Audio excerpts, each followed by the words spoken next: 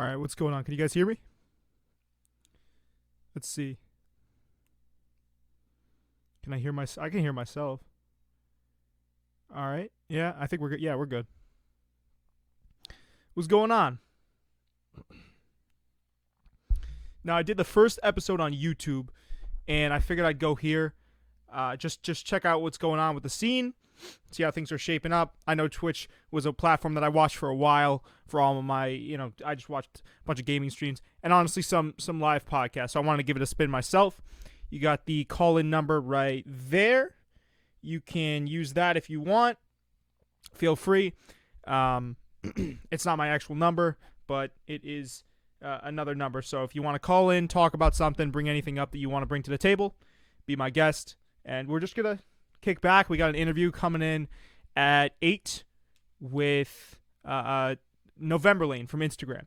So that should be pretty good. But until then, we're gonna shoot the breeze. I figured today we could talk about 2020, an introspective episode looking forward to 2021. We already are in 2021, but all the good stuff that's hopefully going to happen in 2021 without jinxing too much stuff. And yeah, just ride the wave from there. I want to hear from you guys. So if you guys want to chat, whatever it is, let me know. Just vibe. Hang out, really. That's all it is. Yeah. I guess, well, you know what? I'll start us off. Wow, 3 people have actually stuck in. I wonder if it's 3 people that I know. I also got my coffee here. But, yeah. I spent New Year's the same way I'm sure many other people did, but it's the same way I always do. Is just chilling out in my living room, not really doing much, just kind of hanging out. I usually watch The Twilight Zone, trying to get rid of the year. I didn't even wait till the ball, or for the ball to drop, I should say. I just kind of went to bed because usually I'd stay up till 12, watch it drop at New York or at Times Square, and then it'd be happy New Year, all that. But this year, I mean, it's been such a train wreck in 2020 that I didn't even really feel like staying up to watch. I just passed out. I said it'll be 2021 tomorrow. I'm not worried about it at all. Just bringing the new year as quick as possible. So that's how I spent my new year, and that's how I got rid of 2020. I also want to dedicate the stream to like MF Doom, all the people that unfortunately lost their lives in 2020. We don't need to go down the list, but I think we all know who they are. That encompasses everyone. It doesn't matter, They will be remembered. They will be loved. 1 second. You know what? Hold on. View manage clear. Is that? Oh, Josh might be in the queue. Oh, my fault. I didn't mean to. Sorry, guys. Bear with me. I'm new to this. 15. Okay. Is that Josh trying to call in? All right. I'll set up the call-in lines too. 1 moment. There it goes. Got the line here. Okay. See, Josh, if you're listening, you can call in again, man. Take it for a spin. But yes, so I'm really happy to get rid of the stench that was 2020 and just move on to greener pastures in 2021, I think for me it's going to be a lot more applying pressure, kind of growing my brand. That's why I'm doing that. I mean, I enjoy talking. I enjoy hearing from people, having discourse. Going to join us. I figured shoot the breeze, get the call, but yeah, Josh, calling again, bro. Calling again. I didn't have my phone plugged in. My fault.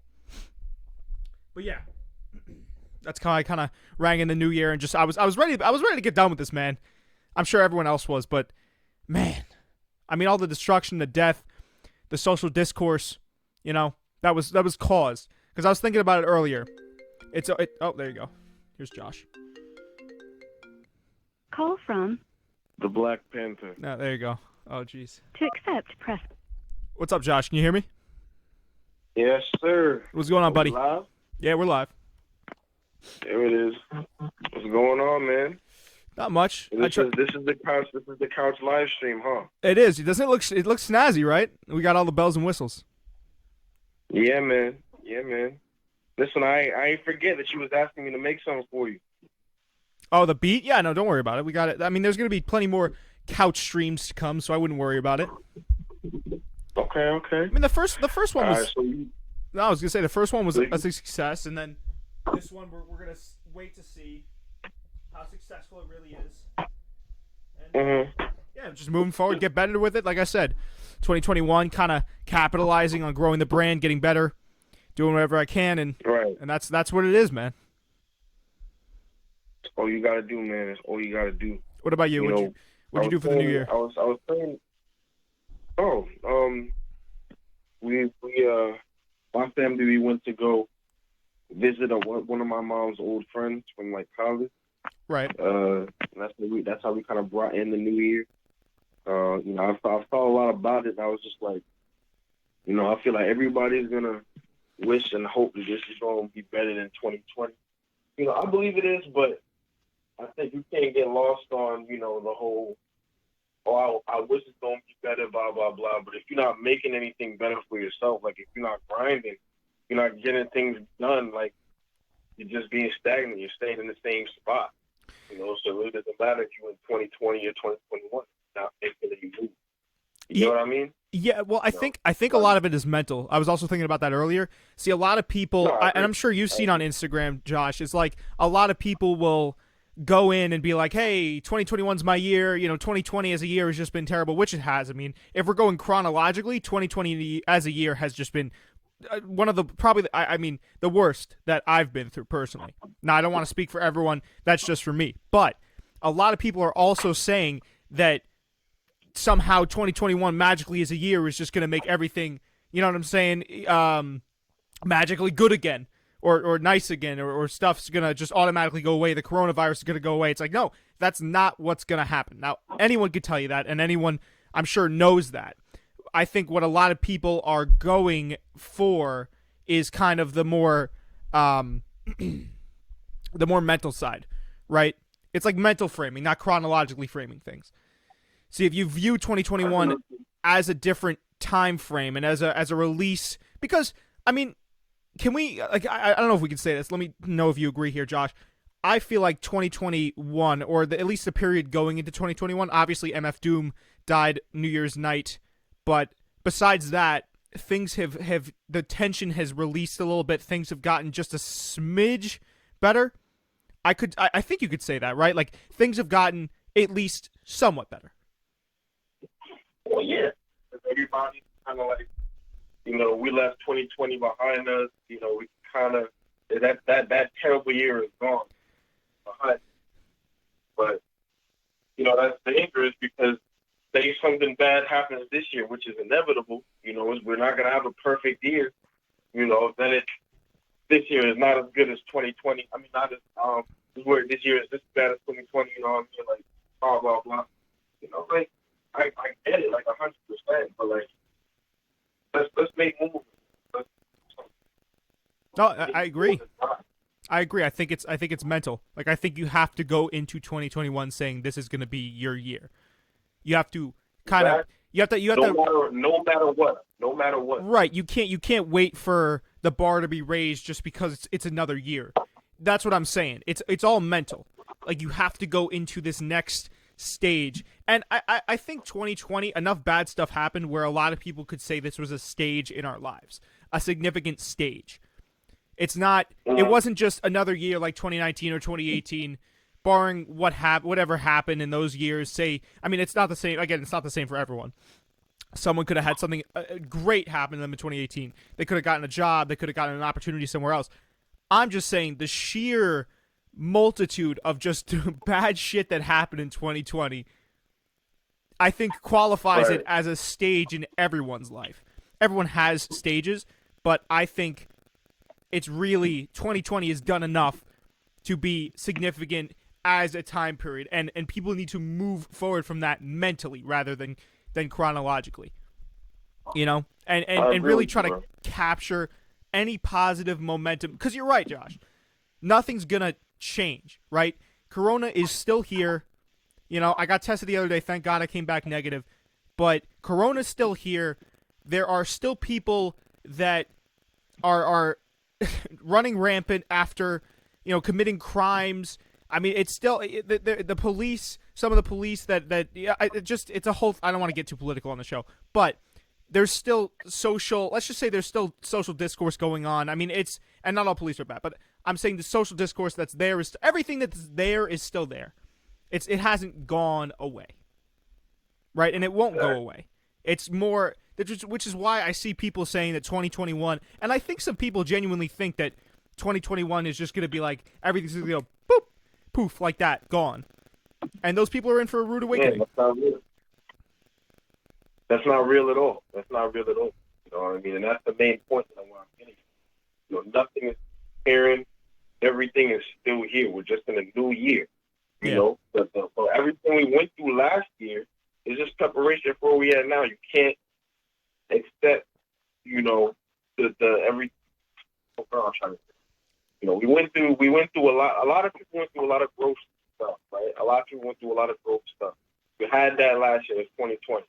You know, you go through it, you get better, and then you go into the new year and you say, okay, let's capitalize on it.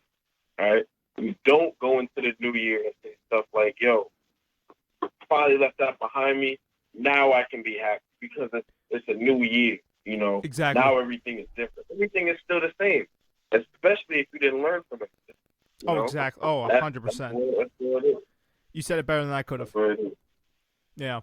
No, I mean, you surmised it perfectly. It's like some people aren't equipped or weren't and still aren't equipped to handle what happened. And that's not a knock on them because anybody in 2020 would be blindsided by what happened.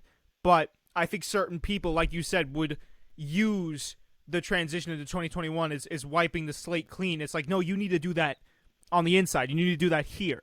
That can't come from any outside sources. It needs to be from in here, mentally saying, okay, I've been through hell. Everyone's been through hell. But as every corporate commercial that you see on TV says, we just need to move forward. Except you actually mean it. You know? So that's what people got to do. That's like, you know, for you, for instance, you need to keep, you know, obviously, I'm sure you will, like, work at your beats, which you have been doing, and I will play some on the stream later. For me, it's podcasting and trying to get better with this and trying to hold myself more accountable. It's literally, you know what it is, Josh? It's quite literally having a New Year's resolution, but almost like a mega New Year's resolution that you actually have to try hard at holding yourself to. Because I feel like past years, at New Year's, you'd be like, okay, I'm going to lose some weight, da-da-da-da-da, I'm going to do this, that, the third, and you never really do it. Everyone's New Year's resolution this year should just be stay in there, hang in there mentally, work on yourself, really make up for lost time. I think the stream just went down for a second. Oh, what's that? There we go. We're back. Yeah, we're back. Okay, go ahead. But yeah, so that's what everyone. I get it. Yeah, everyone just needs to make up for lost time. I get it. Get it. We saying the same things, man. You understand?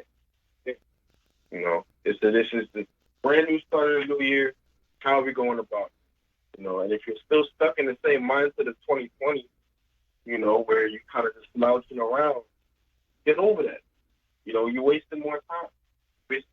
And I know people are going to hear that and be like, well, it's easy for you to say, I'm not going through it.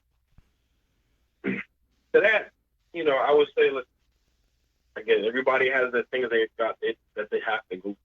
You know, I'm not knocking. And everybody's struggles are not the same. But I do know, half the struggles is meant for you to get over.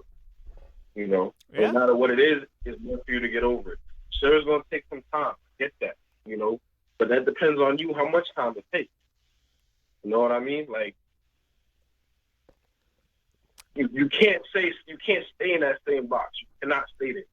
No matter what, you cannot stay. You know? Yeah. Well, I think if anyone would know, and I'm not going to obviously be too descriptive here, buddy, but if anyone would know, oh, hold on one sec. Okay, we're still live. All right, it just keeps buffering a little bit. If anyone would know about overcoming struggles and having the, let's just say for lack of a better term, the overcoming part be the hardest part, it would be you. Josh, one thing that I've always admired you for is your ability to kind of, I don't want to say, let's just say that. Let's say take things on the chin and keep it moving. Like you're very, again, I'm not going to be descriptive here, but you've had some big events happen in your life. It's all part of 2020. You could rope it in there, but some of the stuff that you've been through and you've kept it moving, I've I don't know if I've ever complimented you for that, but you've been very good in my personal opinion. Oh, the stream's going. Um, yeah. Hold on one sec. All right, Yeah, we go should ahead, be. bro. What you I doing? think. No, we're good. We're good. All right. No, but yeah. So some of the stuff that you've been through, and it's you could again group it into 2020. You've taken on the chin and you've kept it moving, and I've always been very proud of you for that as a friend. I've always been, I've always admired your ability to do that. Because not a lot of people could do that. And again, I'm not getting into it, but the stuff that you went through, let's just say, I don't know if a lot of people would come out of the back end of that, Josh, and you have, and you have a big heart, man. You're very communicative, and you do rely on your friends, and it's good, and you have a support system for yourself, and you know who to go to, and you're not too. A lot of guys I think would be, and we're going off on this tangent, but let me give you your props here. A lot of guys probably would say that, oh, I'm going to keep it on the inside. I'm not going to tell people about it. Why should I give my my feelings out? Why should I? I don't want to feel vulnerable. Like, no, Josh, you're one of those people, and I feel like I'm like that too to some extent, where you're fine with opening up the dialogue and saying, hey, I felt this way. I felt this certain way, and I was feeling vulnerable here. Like, that's always been something that I think has helped you, and it's always going to be something that will help you because that's the best thing you can do. But yes, you would know better than anyone else coping strategies to get past stuff. So I guess what I'm trying to say in a really roundabout way is that you were the perfect man to be telling people, because you did say, who am I to be telling people what they should do following this pandemic? I'd say you're the perfect guy for it. I hear you, man, and thank you for what you said. But as I was saying, it's really just it all just depends on you and how you want to go about it. It all just depends on you. Before I went through the stuff that I went through, I had different perspectives on depression and anxiety. Because it's different. You're looking at it from the outside. Looking at it from the outside, you're kind of just watching people around you go through it, and just like, be happy. Like, why can't we just be happy, man? Like, why does it always got to be something? You care about that person, but you just want them to be happy, but you don't know. You can't speak from their level, So I was there, I was depressed and I had anxiety, all that stuff. But I made it out of it. A lot of people don't make it out of it, but I made it out of that. And I was able to look back and just, look at all that and, look at the reasons for why I was there. And I was just like, it was a necessary struggle, because I grew from it. Made it out of it a lot. I definitely grew from it, You grow from these necessary struggles that you go through, With the stuff that y'all deal with, it's not going to kill you. Will not kill you, Well, it's how you handle it on the back end is what you were saying, because I've gone through stuff like Yeah. that too, where it's like you can only you got to come back, because if you don't come back stronger from that, the experience was essentially wasted on you, because I think everything happens for a reason, and that might be, I don't know if anyone here doesn't believe in the man upstairs in the chat, but for me personally, I think everything you get put through is just a test. So if you're not improving your situation, you're not learning from something like that, you're doing a disservice to whoever put that in front of you. You understand what I'm saying? Because it was indefinitely a learning experience. Right. I feel you, bro. I That's agree the way with I you. see it. I don't know. I agree with you 100%. I don't know. I do. I agree with you, man. So what'd you do today? Well, I told myself that going into this new year, I really stopped playing games. I made a promise to you and the other boys in the room that I was coming back with some abs at least, or looking somewhat more defined. He's getting swoly-poly over there? Yeah, I began to get back to it. Doing 100 push-ups a day. I'm trying to work on my plank. I went for a run this morning, trying to break the ice with that. Yeah. I was on the phone with a Shia the other day. And I remember I was looking at myself on the camera, and I was like, yo, is this my face? He was like, what are you talking about? I was like, yo, why my face looks so fat? I was like, this is the problem. Oh, this is the problem. And she was like, it doesn't look bad. I was like, listen, I feel like it looks bad. I gotta get on. I gotta do something. I gotta do something. You know, and yeah, starting the grind, so just doing something. You know, and even if it's gonna take the rest of the month before I start to make some serious progress, I'm doing something. I'm not sitting down and saying, oh, it's not going to happen for a while anyway. You know, it doesn't even matter if I do it now. Yeah, it does matter if I do it, 'cause I'm starting the process.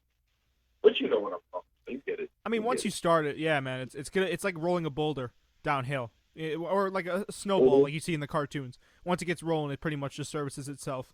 And also, you had that track background, so you'll be fine. Your muscle memory will kick in, and you'll start burning. Yeah, I mean, listen, dude, you weren't even that. You really weren't that fat at all. You know. Like, I was, I mean, I was fat to the people who had known me in high school because they were used to me being skinny. So when they saw me with a whole Jamaican dad gut, they was like, "Whoa, hold on, what the hell going on, man?" It wasn't a Jamaican dad gut. Let's not over exaggerate things. Let's not jack it. Not this past year. The year before. Yeah. The year before this, I had a Jamaican dad gut. That's when we were in what, Conice? We were, I think it was our freshman year into sophomore. That was okay. So I met you like 3/4 of the way through freshman year. Yeah. But you never stood out to me as heavy, man. Like I'm not gonna lie to you. You never. I wouldn't lie to you, I guess I should say. You never stood out as particularly heavy to me. I appreciate that. But I mean, it's good. It's good for everyone to work at each at the stuff they want, you know. Mhm. So, I mean, all power to you, man. All power to you. Thanks, bro. It's just, you know, you're used to a body. You're used to your body looking a certain way. You know what I mean? You're used to your body looking a certain way. So it's when your body is not looking that way, you know, you start to feel some type of way about that. If you're not comfortable with it, then you're just like, all right, I kind of want to change this. You know what I mean? Because I haven't been in the gym. I haven't been in the gym since quarantine started, and I went back there one time with Duncan, and I used to my max rep on, or my max weight on the bench press for a while was, I want to say it was 175. I could do that for 5 reps. I could barely do 120 for 5 reps when I got back. So I understand what you mean. You have this preconceived notion or this memory of what what once was, and you want to be able to, because that's a lot of, again, if we're going back to guys and their pride, I mean, you want to be strong. You want to view yourself as strong. And when you can't, because like the quarantine too, again, going back to what 2020, the effect that 2020 had on people, you're going back and you're not going to be in nearly as good shape as you used to be. I mean, I try to keep up in the house here because I bought the dumbbells and the curling weights. I can't remember what the name of the curling weights are. I think it's just curls. I don't know. I do curls. You know what I'm saying? I forgot about all this stuff in working out, but push-ups. I do calisthenics. I do planks. Like all that stuff. All that stuff is good, but I'm not nearly as strong as I used to be. So it's a gut check. Not to make a pun. It's a gut check. I feel you. The question is, are you going to let that just stay a gut check, or are you going to get back in the ring? Well, that's really, it comes down to like, how bad do you want something? That's something that, like, I want to take this to the top, like what we're doing now, podcasting, all that. I want to take it to the top. So realistically, I'll do anything for it. I want to stay in shape my entire life. So realistically, I'll do anything for it. There's no, like, it's not even a question in my mind, you know? And I think you get to the point after a while where it doesn't become a question. It's just routine. After a while, it's just second nature. And that's when it becomes easy. Right. So I feel you, bro. I feel you. But you'll get there, man. I mean, listen. Go ahead. Yeah. Sorry. Yeah. No. I was letting you finish. I was just saying, like, you know, I was basically about to say the same thing that you said. You know, we'll get there. We'll get there. And part of the fun is the part of the fun is the grind too, the process of getting there. You know. Exactly. Plus, with a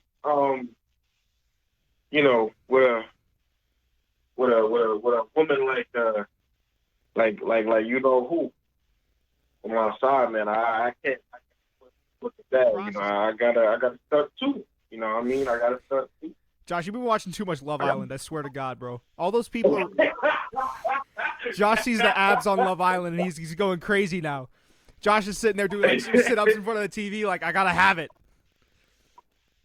That show is so stupid, man. But it's fun. It's good entertainment. But no, not everyone. I mean, I also think that's a conversation we could have. Like a lot of people hold themselves to the standards of societal beauty, and it's like a lot of these guys that you see. I'm gonna just use Instagram for an example. A lot of the guys you see on Instagram are pumped to the gills on roids, like obscenely roided out. I'd say a good 75% of those guys aren't even natural, which is like no tainted supplements, no nothing like that. I think you'd be hard pressed to find someone that was natural in the fitness influencer scene. The normal, what you're really gonna see is, I guess, if you want to maximize the amount of maximization you could have on a normal body is 5 to 6 times a week, going for an hour, running, doing abs. Like that's the max you can get, and even that, right? Unless you're athletically gifted, you get some crazy good genes. You're not gonna find that. You're not going to find these guys sitting on Instagram with like straight 12 packs, you know what I'm saying? Like 12 packs on top of their 12 packs, biceps the size of my quads. Like that, you're not going to find that in nature. That's an unnatural specimen.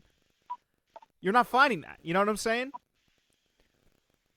But it's good. I mean, listen, it's a double-edged blade, because for a while, like I'd use those people to measure myself up to, and that's what gave me for a while the drive, right, to keep going to the gym. You know, it was toxic, sure. You know, it was definitely not a good mindset to be in. But after a while, I did it because again, I got into the routine and I loved it. So it's a double edge. It's excuse me. It's a nuance. I don't have COVID, by the way. It's a nuanced conversation to have. You still there, buddy? Yeah, I'm here. My phone. All right, you're good. But yeah, man, I don't know. Well, I mean, who do you have anyone that you kind of? Because for me personally, right, when I started working out, I wanted, and it's gonna sound so stupid, I wanted to look like Cristiano Ronaldo. This was way back in 2016. I saw Cristiano Ronaldo score a free kick, and he took off his shirt. And I know, like, everyone that's listening, because I think Peter's in the chat right now. Peter's a big sports guy. Subscribe to TTL Sports, by the way, on YouTube. They do great content. Great guys, great people. And I know he knows what I'm talking about. But Cristiano Ronaldo scores a free kick or something, or a goal, and he goes and he runs, he takes it. He's like 1% body fat, and he runs over to the side, like flexing on the sideline. And I'm like, damn, like that right there is what I want to be. And so every day, you know what I'm saying, if I was feeling down, if I wasn't feeling motivated, I look at a picture of Cristiano Ronaldo shirtless. And that might be a little bit like pause, but it worked, man. It worked. It did. So good.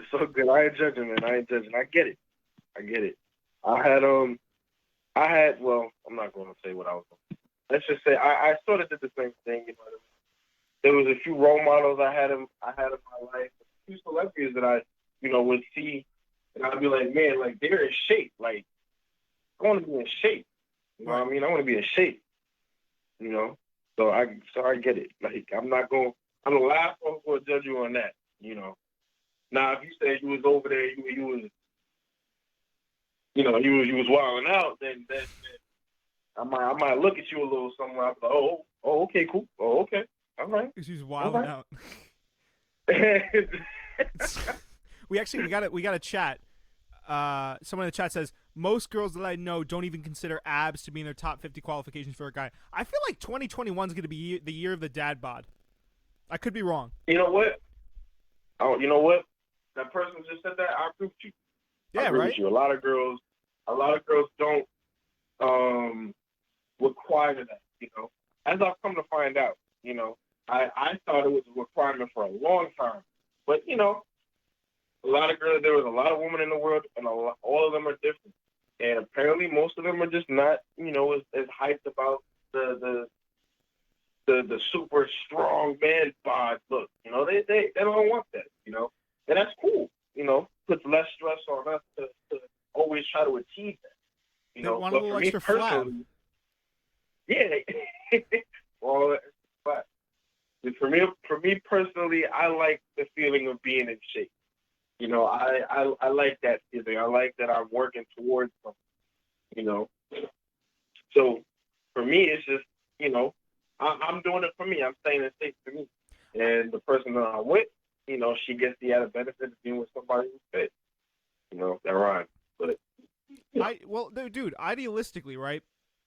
Everyone should work out because it makes them feel better, right? If you don't want to work out and it makes you feel better, don't work out. If you want to work out, because again, like for what you and me do it for, and you're right. Actually, it's funny that you say that because I started off thinking that as well as like, oh, and I was totally the guy earlier on in my years where I would just like pop my shirt any chance. I was that douchebag, right? I would pop my shirt any chance I got because I thought that that's like all that women cared about. When in reality, I mean, we got proof in the chat. Nobody really cares about abs. And if I'm being honest, abs are kind of just overrated to maintain. The amount of like salads I've had, I mean, Josh knows. The amount of salads or the amount of like chocolate and cookies I've had to turn down. I'm sitting there, everyone else is like, yo, Coop, have a slice of pizza. And I'm like, I'm good. I'll eat my salad. you be dying, bro. You be dying. You be like, oh, I just want to. But that's what I'm saying, man. Like abs are low key overrated, but they're fun. I mean, listen, I work out now. I think you hit the nail on the head when you said, Josh, you work out, you engage in general fitness because it makes you feel good. It makes you feel strong. I like when I can lift something up and like I feel like, you know what I'm saying, a lumberman, and I'm just you know, I like that. I like the feeling of being strong. I like the feeling of being in shape and healthy. And knowing that you can live a healthy lifestyle. Like, I think that's better for me. You know what I'm saying? I feel you 100%. 100%. And then also, 100%. the person in the chat, or I should say just Caitlin. Caitlin says, I think that there needs to be a distinction between being healthy and having a model body. That's true, too.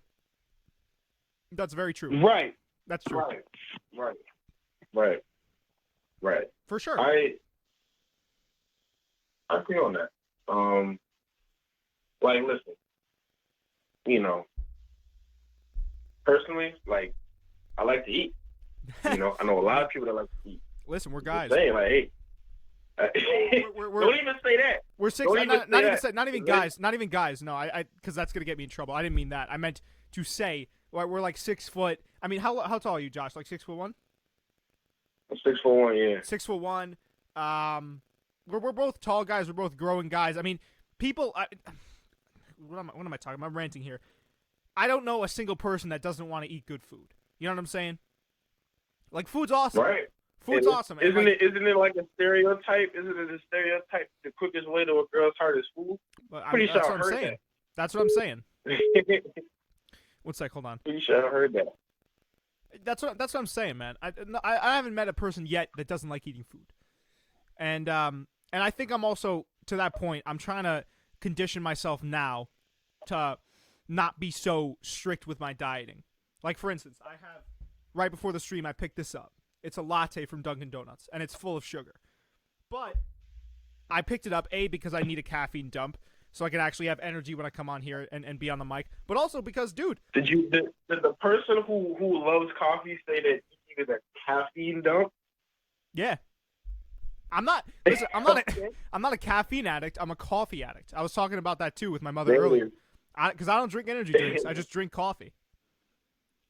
Right, hey. People are trying to get me out of the way and saying that I'm... Speaking of coffee, I bought these pastries. They're still good. Like, during the packaging and everything. I ate one of them, and I was like, yo, I bought the wrong flavor because each bite tasted exactly like coffee. I was like, oh, I am not a coffee dude. I was like, this is all cool. People love these. So I'm gonna bring them to you, but I'm gonna bring them to you. It's an acquired taste. But what I'm saying is everyone loves, like, a slice of pizza. Again, another conversation I was having. What's the go-to snack for a group event? When everyone's just gathered around in an area, it's a social setting, whatever it can be, you know, a school trip, a conference meeting. Bro, what's the go-to meal? What's the go-to snack for everyone? It's pizza. It's pizza. 'Cause, it's quick, it's easy, but it's also tasty. You know? So yeah, pizza do be good, bro. you can You're making me hungry. Josh, I'm about to get off stream and just go eat. But yeah, man, I think it's obviously there's a difference. But to get back what Miss Kayla was saying. That's what I was going to address that too. Yeah. Yeah. I do think that it should be the more the focus is staying healthy. Like you don't got to be a workout nut. You don't got to go crazy in the gym. You don't got to be a world class athlete or have the superb looking abs. You know what I mean? But that's what I'm saying. If you eat and you get into the habit, all right, I ate a heavy lunch. It's 10 o'clock. Let me not eat nothing after this because I know I'm gonna gain weight. You know what I mean? Or during the day or in the morning, you try to tell yourself to go out, do a run. Do a little run. Just go do something. Work off the food a little bit. So you're not always just eating and sleeping. Like the healthy measures. That's one thing I want for me and my wife. When we get married and everything, and then we're down to we're getting older. We have the kids. I see my grandparents. I see both of them. Like usually when you think of grandparents, a lot of times or great grandparents, you see them. They're usually in the hospital beds or the wheelchair or anything like that. It's because sometimes they weren't taking care of themselves when they were younger. Not every occasion, but sometimes that is the occasion. I see my grandparents though. They'll go out and they say, Joshua, let's go for a run. And I'll be like, wow, okay. Go for a walk with them, go for a run with them. They're doing their thing. My parents, they're trying to get there too. They're like, all right, we were slacking a little bit, let's get back on the ball. But right. If you never lose the ball, then you'll just be set the whole time. So that's what I want for me and mine. You know what I mean? When I get down there, I'm gonna just always be in the mind frame. All right, I ate. Let me go run this off. Come on, babe, let's go run this off. Right. You know what I mean? Do something. That's at least the bare minimum that you could. Instead of just eating, sleeping all the time, and then just gaining weight, and then being upset that you gain weight. Or gain. That's to your point. That's one of the hardest things, right? About dieting, I should say, is it's so easy. I'll actually start with the hard part, right? The hard part is maintaining the body that you want, or let's just say remaining healthy. Because I think Caitlin says, and she brought up a good point. She says that there needs to be a distinction between being healthy and having a model body. You could be healthy, but it's easy to fall off of that, like you said, Josh, that diet, right? Because okay, I'm just gonna have a bag of chips, and that's gonna be that. And like 6 bags later, you're like, what the hell happened? How did I get here? Right? Right. So it's easy to fall off with a diet. The real tough part, and that's why I agree with you, you can't let yourself fall into that hole of, I'm just gonna have this, that, the third, da-da-da-da-da. I mean, sure, once in a while you can, but you have to kind of structure things out, or else you'll slowly. I mean, it's a black hole that you can fall into. I think you just have to. Everyone has to be careful, because the vices in life are easy. What's hard is avoiding those vices. And I'm not saying eating bad is a vice. I'm saying when it gets too much, and it goes against your health, right, and it starts to be a hindrance to your well-being. That's when it becomes a problem. That's what I'm saying. I'm not saying don't have whatever thing like an Oreo once in a while, because that's again something that I was gonna say I've kind of had a little bit of trouble adjusting to, is not being so rigid. Like Josh, what we were talking about earlier. Yeah. You've offered me plenty of stuff where I'm like, I used to talk to. I'd be like, all right, Coop. Like I get you trying to do your thing, but like, come on, bro. It's one Oreo, man. You could do it, bro. That's what I'm saying. It's one Oreo. You'd be like, no, I can't. I can't do it. I'm gonna go for a run. Like I was like torturing you. Right. Running at 12 p.m. I'm going for a run. When I run, you run at 11 p.m. around the campus, bro. Everyone's like, "What is this kid's problem?" Yeah, bro. You was moving on the campus, man. You was moving on the campus. You just look outside. You say, "Oh, there's Coop, just jogging." Bro, it got to the point where I would show up. I think it was first year. I showed up to a party, and someone at the party stopped me and just goes, "You're the kid that runs at night on campus." I was like, "Yeah, that's me. That's a weird thing to be known for. That's definitely a weird thing to be known for sure." But yeah, man. Yeah, you're that kid. You're that kid. You're that kid that blows by me like the Get Out challenge. I was like, yeah, no, that's Yeah, that's me. that's him. He the one. He the one. Either way, but yeah, no. So that's something. You know what? There you go. There's one of my 2021. What's the word? My resolutions for the new year is not being so rigid with the way I eat. Because everyone I'm sure in this stream chat right now can up a little bit. yeah can vouch for the fact that I'm really just uptight. But it works for me, I guess. I think I just have and I'm not to brag, but I have a worker's mindset. Like, part of the reason why I am the way I am is because I can't really turn that mindset off. Even if I'm taking a break, I feel like I need to be doing something. Even when there's not necessarily anything to be doing at the moment, I still feel like I'm like cheating at myself out of something, right? And it must. I mean, if I'm being real here, if I'm spitting facts on the mic, it's got to be something with my confidence or something along those lines. I haven't figured it out. Haven't psychoanalyzed myself enough to figure it out yet, but I'll get there. But yeah, man, that's something that I think I'll adjust for 2021. Right. No, I get you, bro. So I get you, bro. But yeah. Listen, real quick, Josh. I hate to bump you off the caller line here, but I do want to give other people a chance if they want to call in before we have the interview, because we have a special guest coming on. Good, man. But you all good. I gave you like 46 minutes of content. You really did, man. I'm getting carried today. I was getting carried last stream. I'm getting carried today too. Yeah, there it is. There it is. Oh, we got to give Kaylin credit too. Kaylin was in here. She was giving us stuff to talk about. Thank you, Kaylin. Yeah, I hope Kaylin calls. Kaylin, if you want, call in. Don't be shy.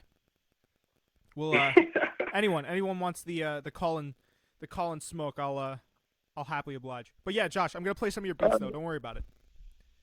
All right, hey, don't worry about it, man. Whenever you get around to it, I gotta post my better ones anyway.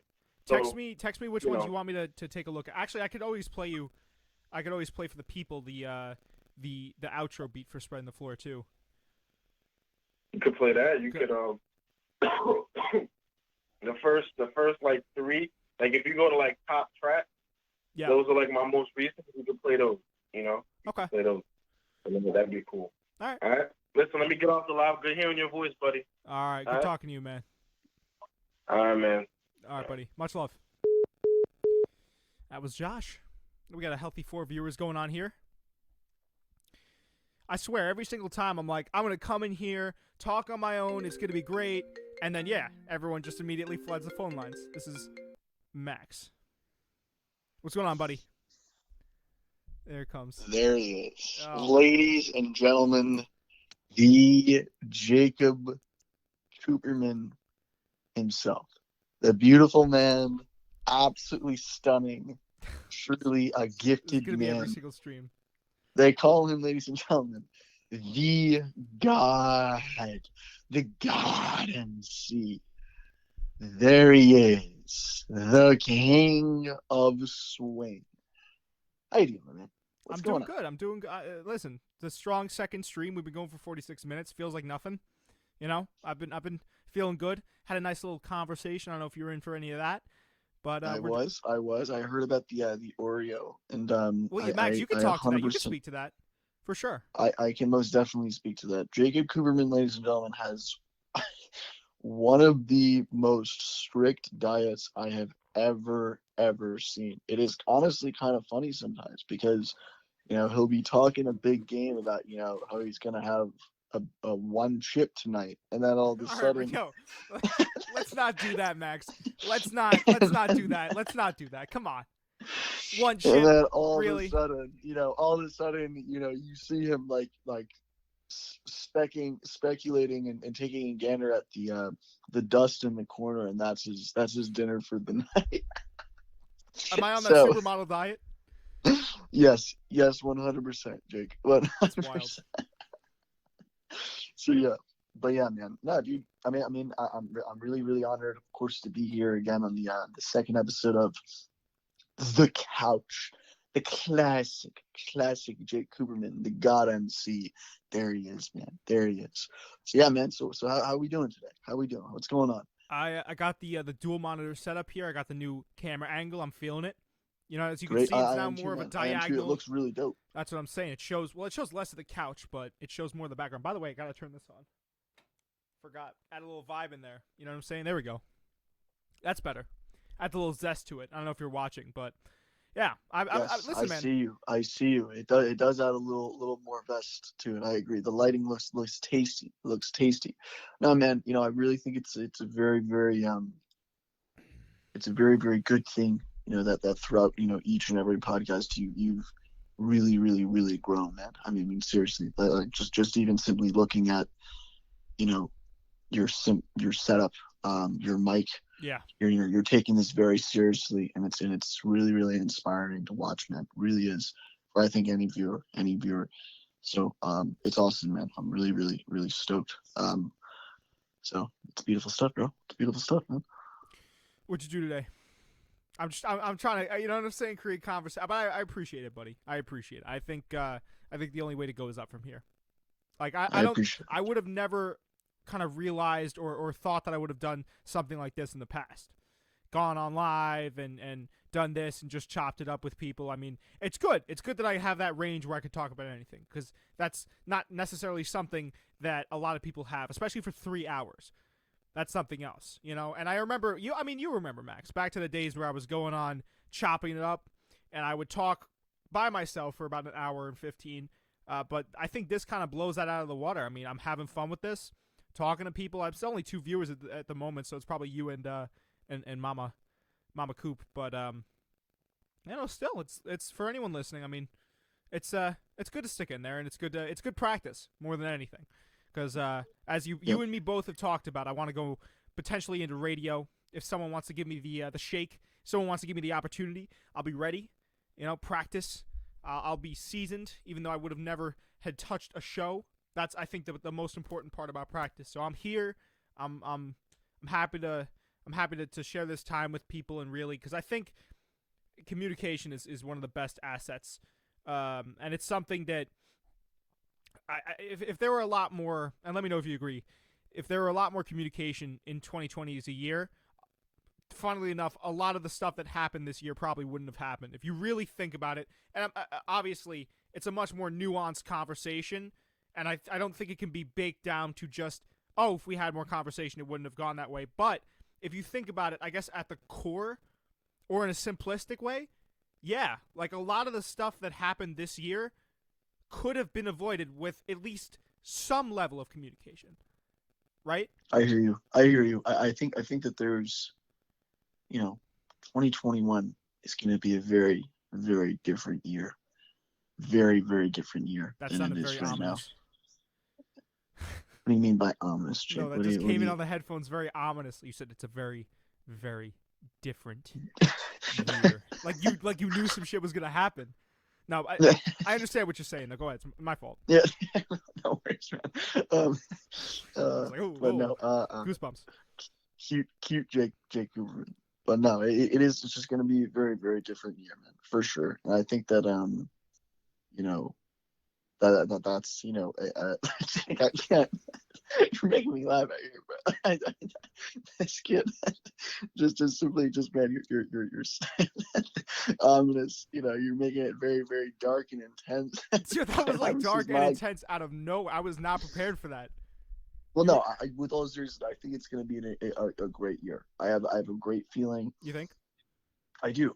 I don't really know why, and I don't know if it's just because I think humanity as a whole, and this I'm just speaking out of my own personal experiences, so there might be some well, I'm just speaking out of my own personal experiences here, but I feel as if I think we all as humanity have grown in a way, and I hear you with the communication thing, man.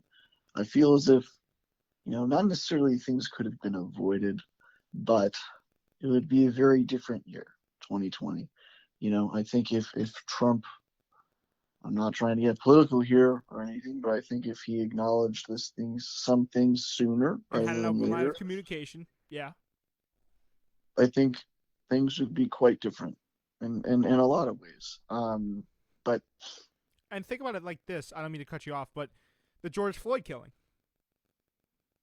The cops had communicated better and not resorted to violence. It would have been a very different situation.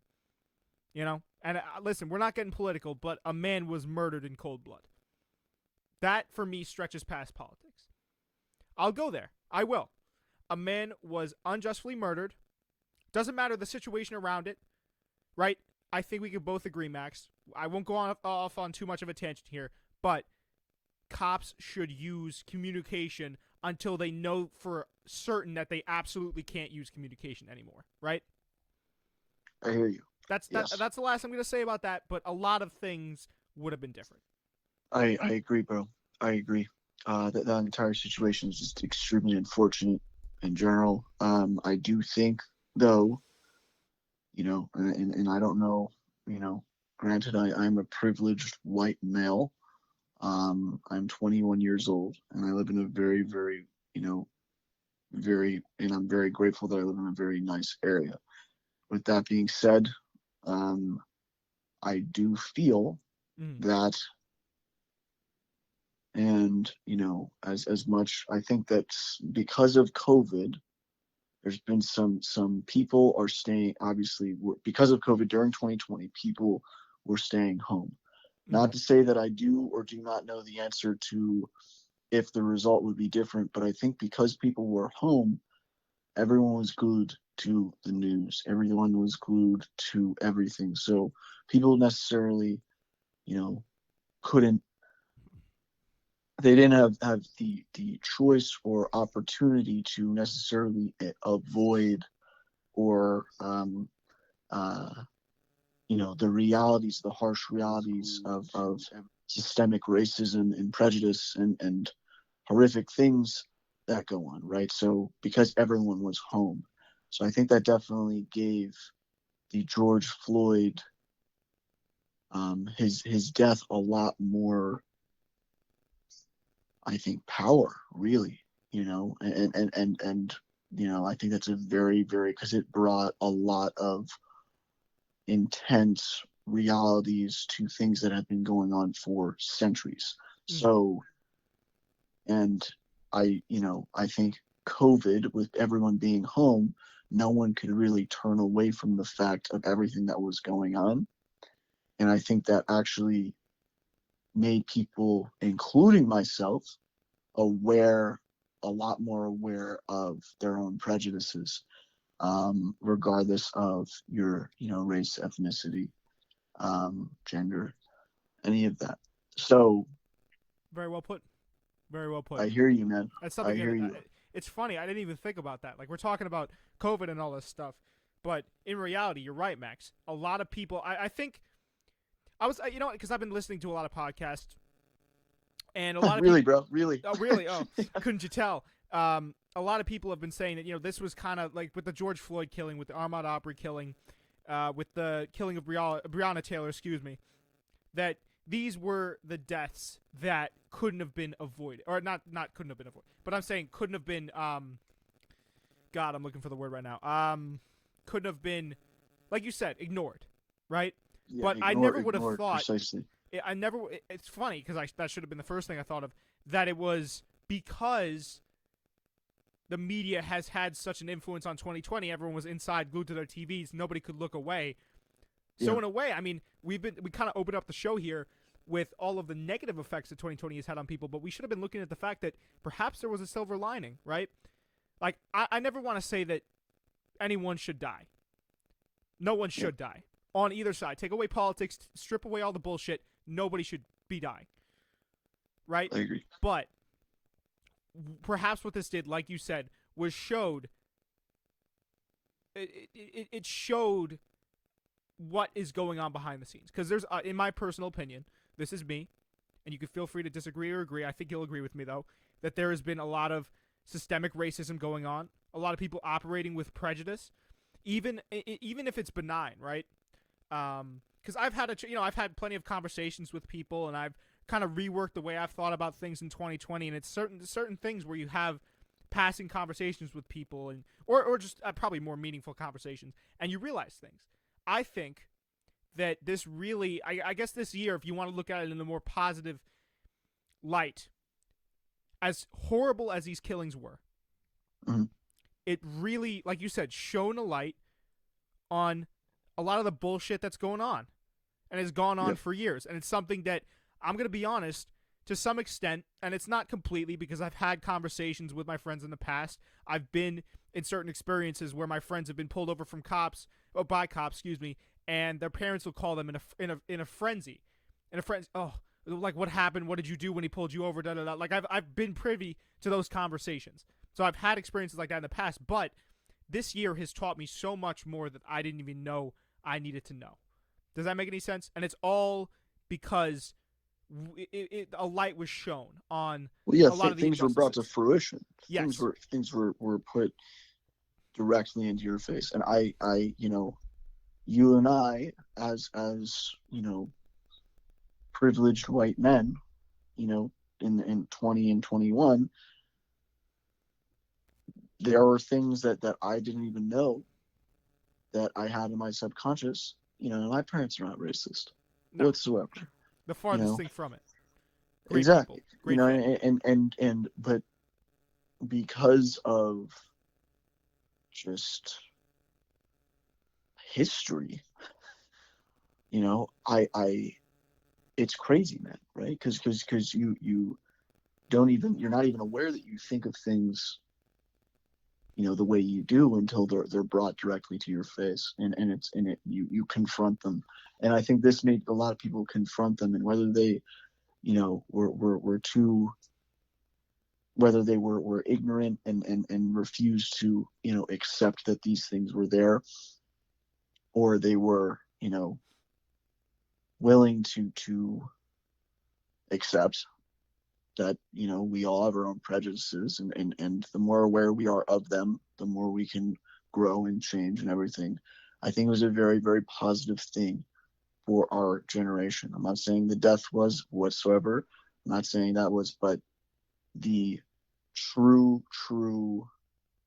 initiative that I think was taken on ourselves was an extremely it's we had to confront our fears, and that's that's always for anyone, that's a difficult thing, our own prejudices and stuff, and I think this definitely brought that to fruition. Well, I think So, also a lot of people handed it. I don't mean to cut you off there, Max. I think you make a great point. Well, excuse me. A lot of people would see something like this, and I've had friends who have handled this very differently. For instance, we've had this very conversation so many times that I can't even count at this point. I've had this conversation with other friends, right? And everyone seems to say, I'm going to say my friends who are Caucasian, who are white, it seems to be a split divide down the middle, right? Because I've had friends like you and me that have agreed on the fact that, hey, listen, the amount of stuff that's happened in 2020 has shown a light on all the injustices that have gone on, and we need to face, like you said, some of the stuff that we've been doing subconsciously, sometimes consciously, and be better people, right? Like, because we're both not racist. I could say that confidently. We're both not racist, but even with that, there are some preconceived notions that have been baked in. That absolutely, absolutely. It's where the divide comes in is when you have someone tell you something, right? You can handle it two ways. If I told you right now, Max, right? Let's just say hypothetically you have a gut, okay? You're fat, right? And I come up to you, not the case, by the way. I come up to you and I say, Max, you need to lose some weight because I'm worried about you as a friend, okay? And I think that it's not healthy for you going forward to be this fat. You can handle that in two different ways. You can listen with an open ear, and obviously it's not comparable telling someone they're fat and telling someone that they need to kind of walk back the way they view things. But you can handle it two ways, right? Or let's just say, okay, if someone tries to explain something to you, right, about how a certain thing is could be conceived as racist, or what words to use and what words not to use, you can handle it in two ways. One way, you could say, okay, I didn't even think about it like that, but if it makes you more comfortable, sure, fine.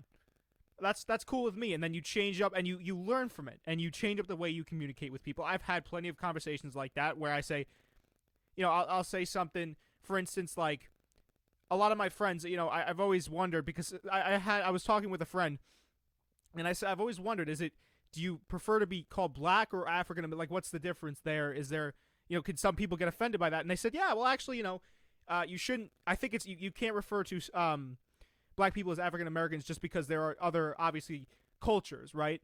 Like it's not just African Americans. There are other wide cultures, Jamaican, you know what I'm saying, stuff of that nature. So it's little stuff like that where you tweak how you communicate with people to make people feel more comfortable. Or you could go the other way where you say, screw you, I'm not going to do that. I'm just going to do the things the way I've been doing them for a while. And I'm not going to listen to anything new. And that's where I think the divide comes in. Because certain people don't want to change up the way they do things. And it scares them. Like, I know many people in my life that have been scared by the change. Right? For me, I just want to do what's best for everyone that I love. And people that are meaningful to me. And even people that I just meet on the street. Like, I don't want to cause duress. So for me, it's an easy thing. If someone says, hey, don't use that word. And I never go out of my way to be offensive. It just sometimes, it happens. You can't patrol what you say all the time, So I say, all right, I'll learn from that. I'll move on. I will not say that again. Good. But then, you get the it's listening. It's listening and, right. and taking initiative. Having and conversations. That's absolutely, bro. And bringing things to the forefront. Yeah. So it's about the way people handle it. And I think certain people need to handle things a lot better. That's just the way I see it. Again, I'm sure they feel completely differently. And I'm sure if I told them, hey, maybe you shouldn't use this word or a certain word like that, they would say, all right, screw you, Cooperman. I'm going to keep doing that. It's all about, I guess, having the maturity to take into account other people's feelings. With cancel culture, it's like I never understood when people say, like, for instance, like my father got really mad whenever they would I think it was they took down the statue of Clint Eastwood, was it? And he got so I do not know. It's something like that, something along those lines, and he got so frustrated by it because Clint Eastwood was something that he watched growing up, someone that he idolized. And I said, you could view it that way, or you could, and it's another thing you could do. You could just let it brush off you. Like you could let it flow off you like water. Like nothing's ever that serious where you have to get angry because someone is telling you to address them in a certain way. Or something is happening. That's all. That's change. That's just change. It's change. Change is good. Growth is good. Growth is definitely good. Yes, I agree. I think everyone has the opportunity of it. 100%. So I think acceptance is the road to it. Is the road to change. Well, also, is the road to change. Once you accept yourself, I mean, you're going to be so much more predisposed to allowing other people to change you. 100%. If you're not secure in yourself, someone coming along and telling you, hey, you need to do this a certain way. I know a lot of people that would probably, if they're not secure in themselves, take that as a personal affront because they haven't established that baseline for who they are. I agree. Like, I think that's what it comes down to, too. There's so many moving parts. I agree. Yeah, man. Dude, for sure. There are many moving parts. And I think that, what it always comes back to, Jake, is listening, taking initiative, and being willing to grow. And that's what I believe, man. That's what I believe. So that's what I'm feeling. And you also, I mean, I got to give you props real quick, and then we're going to go over to an interview with Novemberlane. I got to give you your props, man. You really taught me how to be okay with that baseline or finding that baseline and sitting with it, So I got to give you your credit there. I got to thank you. You've kind of taught me, and I was never the guy. I think if you had told me way back then to address you as something else. I mean, I've always been the guy to where I was insecure, but I would never take that insecurity out on other people. So I still think I would have been fine with that. But you taught me how to be a more confident person, a person that is okay with change, right? Because in any form, change scares people. Doesn't matter. I mean, we could detach from this conversation of 2020 and the racial injustices. Any type of change can be scary. Yes. Changing from, even for me, like doing podcasts on Zoom and not being in the studio. I was like, man, are people not going to want to listen anymore? Are numbers going to go? Yeah, numbers went down. But you have to have the introspective quality. You have to have the common sense or the peace of mind to say that, okay, you have to take a step back and look at the situation. So change comes in all types of forms, or shapes and sizes, I guess. And it's about how you handle it. And it's different. It's different ways to handle different types of change. I agree, Jake Cooperman.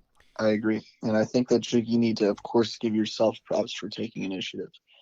And that, Jake, is a beautiful thing. And I am honored that I am a person that inspires you. And, Jake, you inspire me. I love you so much, Maxie. Man. I love you too. I appreciate you too. All right, brother. All right, Mike. I'll see you, man. All right. Shoot me a text about that thing we were talking about. Oh.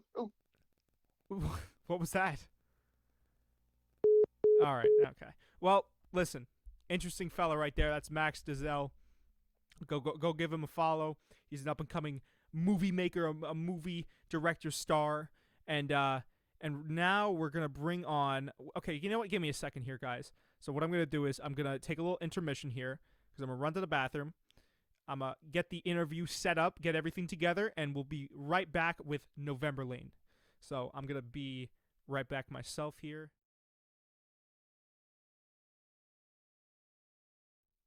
Yeah, stay tuned, guys. Stay tuned. That cut me off there.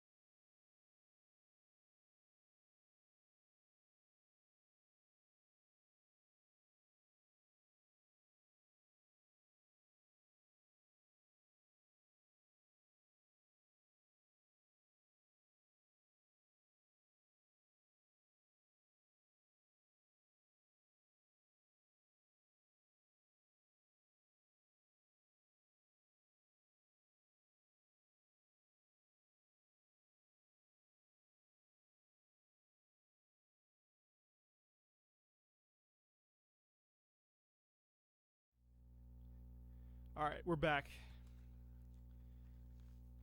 Hope that transmission or that transition was smooth there. All right, we're going to get Novemberlane on Zoom here probably. So let me just get this set up here. I'll talk while I'm setting it up, though. Good show so far. Good show. Very good show, actually. Let me get out of here. Bop. All right, we'll see if we can get Zoom, and if the stream's gonna. I hope the stream doesn't crash here because I'm going on Zoom. I know the Wi-Fi tends to be a little bit spotty with this. Okay. Can you still hear me, guys? All right, yeah. Perfect. Right? Yep. Okay, cool. Plug this back in. Sorry about the humming noise, guys. There we go. Okay. Why is it? Okay, there we go. My fault about that, guys. Sorry about the sound. Okay. Okay, so we'll get her in on the call. It'll be audio only, unfortunately, because I couldn't figure out a way pre-stream to get the video set up to where I could actually have her on the screen without my actual camera on here. All right, you can join. We'll have her over Zoom audio. How are we doing? How are we liking the stream so far? Let me know. I'll check the comments.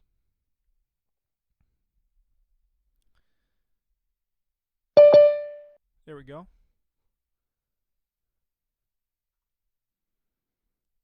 All right. Okay, you should be in. Can you hear me?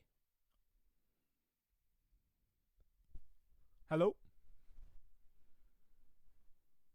Oh, I gotta go in through audio. Whoops. Hello? Can you hear me? Hello? Yep. Can you hear me? Yeah, I think the stream can hear you too. All right, perfect. Welcome to the show. Thank you for coming in. As always, you know, I understand we're running a small operation here, so I appreciate you taking time out of your day. I know you're a very busy person. We'll get into that in a second. But what should I call you for the stream? What do you prefer to be called? Instagram name, regular name? Yeah, Elizabeth Lane. Elizabeth Lane. All right. So you are okay. You know what? Let's just start off here. What do you do? I guess if you had you can give me the full list, the full rundown. But I know you're a very busy person. You do a lot of stuff. What would you say your leading jobs are at the moment? Because we were talking earlier, and I know you dabble in a whole bunch of stuff. Yeah. Well, I would say I've been an actress since I was 6 years old. So that would be the main thing that I do even today. And I've been producing things since I was probably 17. So those two would be the main thing that I do for living. And then I do have a podcast that I started not so long ago, and that seems to take my time a lot too. Right. I did not anticipate that, but I mean, you would know that it's a very time-consuming work. So, yeah. I mean, yeah, no, podcasting, I mean, I'll sit there and I'll edit sometimes, even if it's pre-taped, and we'll go for about an hour 15. The longest I've ever edited a podcast, I went for an hour 30 minutes, and I did the cuts in between, in and out. That took me about 2 days straight. So I understand. I definitely know what you mean, especially in an interview format where you got to keep things interesting. You got to have the smooth cuts. I mean, it's very time consuming. But same with producing, I'd imagine. Oh yeah, producing is much worse. And you're not just dealing with a computer and AI and editing, but you're dealing with very mad people that didn't get what they wanted, or they got what they wanted. They just expected more. So right. Yeah, that's like way worse for sure. So, but it's fun. Well, yeah, no, I mean, I think the process of creating is the best part, right? Because as you said, producing, I edit the podcast, but I also like to think that I get into the producing side, and I'll just try to equate it to my little, again, small operation I got running out here. You know, definitely. Trying to coordinate guests, trying to see what topics I can cover on air, or, you know, even putting out marketing campaigns for the stuff that I do, putting out clips. I mean, it's tiresome. It really is, and it's stressful. So I 100% agree with you about the producing aspect being so kind of stressful, and I can only imagine like the biggest, or not the biggest, but the larger operation you got running. I don't know what are you producing, by the way? I'm curious. Right now I'm producing a reality show, which is not that bad, but we did, I want to say 7 years ago, we did a full-blown Hollywood movie, and that was pretty bad. And keep in mind that this is like, you know, we shot entire thing in Europe, but we had some serious A-lister casts like Andy Garcia. I'm sure you've heard of him. Yeah. Kilmer. Val Kilmer? Yeah, Val Kilmer. Get out of town. That's crazy. Yeah, it's called 5 Days of War. Look it up. You love that movie. And yeah, it was a lot of work. And as a producer, you're dealing mostly with conflicts. Like that's because that's your job. Like Right. you have to put everything together. You're the glue that holds everything together. And if somebody's not happy, it's your job to make them happy. So yeah, it's pretty stressful. It can be, but at the same time, it's pretty awesome because you're dealing with people that are, you know, kind of part of a legend, I guess. And yeah, you're loving every minute of it. So how many was that the only movie and reality show that you've produced, or have there been other ones? No, there've been other ones. I did a sports show as well, with basketball players, swimmers, soccer players, and rugby players. That was very interesting because we kind of had this thing going that where all these different sports were competing in different fields. Right. And yeah, I mean, I'm a huge rugby fan, so I was very pleasantly surprised that rugby players kind of outdid everyone. So that was good. But what surprised me is that basketball players actually really slacked in many things, including fitness, which was unexpected. But yeah, you Really? know, Basketball oh, players yeah. slacking in fitness? I would have never thought. I Yeah. mean, rugby, I could see why rugby would be a much more physically demanding sport Yeah. than basketball because you're running up and down like a basketball game, Yep. but you're also having these, what, like 6'6", 250 behemoths crashing together. It's basically football with no pads combined with basketball for anyone that doesn't know rugby. I mean, I could see why it'd be much more of a physically demanding sport, but Yep. they weren't like, were they gassing out? Were they struggling for air? Like, was it comparative to the rugby Well, guys, or was it just it was different type of competition, so physical and mental. okay? And yeah, basketball players kind of came in last in both, which was really crazy. But yeah, I mean, physically, I understand why you're right. I mean, it's really hard to kind of be a rugby player. I mean, many people tried like do this, you know, football versus rugby and things like that. But what they don't understand is rugby actually is pretty good cardio too, because Oh yeah, unlike football players, they run most of the game. Like football is like what, maybe 20 something minutes of actual game and then commercials, and you get to rest really well, you know. And in rugby you don't get that. You have to be always running and on your feet and tackling people. And yeah, it's a fast game. So I think that was part of the reason why they were strong and fast, like rugby players versus, let's say, even water polo and basketball players. But what I didn't expect is basketball players kind of lacking in, you know, more of a social things or even literacy and things like that, because we had like some historical questions thrown at them even about the basketball. The crazy thing is like rugby players answered the basketball questions better than basketball players did. So that was interesting. did you bring in American guys for basketball? Because I don't know if you, because you've been, how long have you been in America, by the way? I apologize. It's been already 9 years, more than that. Okay. So are you familiar with like college basketball, any of that scene? I know you know a little bit of professional ball, but do you know like the college scene at all, March Madness, any of that stuff? No, unfortunately, I don't watch college basketball. The only thing that I don't even watch like actual basketball. I only watch because some of my friends are playing, and it's kind of, you know, when they ask like things about it, I'm like, yeah, sure, of course I watched your game. Like, what are you talking about? You gotta lie to them, yeah. Yeah, of course I tuned in. Of course. Yeah, of course. I don't understand anything, but I tuned in. Yep. I think well, if you brought in American guys, I think Yeah. that, and I could speak just from my personal experiences because I go to a D1 school and we have a D1 team there, which is like the American I mean, that's the top level of college sports in America. Yeah. We have guys that I had plenty of basketball players that would not even come to class because they were proud. You know what I'm saying? Like there's a lot of players that, especially, you know, I was dealing with guys that weren't even going to the pros. I can only imagine what it was like for the guys that weren't even going pro or excuse me, are going pro, how they probably feel like they don't even need to show up to class. Yeah, so definitely. I could see that though. Yeah. You're absolutely right. Like they don't need it. That's the thing. But what people don't know about rugby players is that they usually always hold a diploma. Like if you get like even probably the richest rugby players that you can find from England or New Zealand, they actually have a second diploma that they studied, and put time in. So it's different dynamics in there. So yeah. That's very interesting, though. I would never have thought.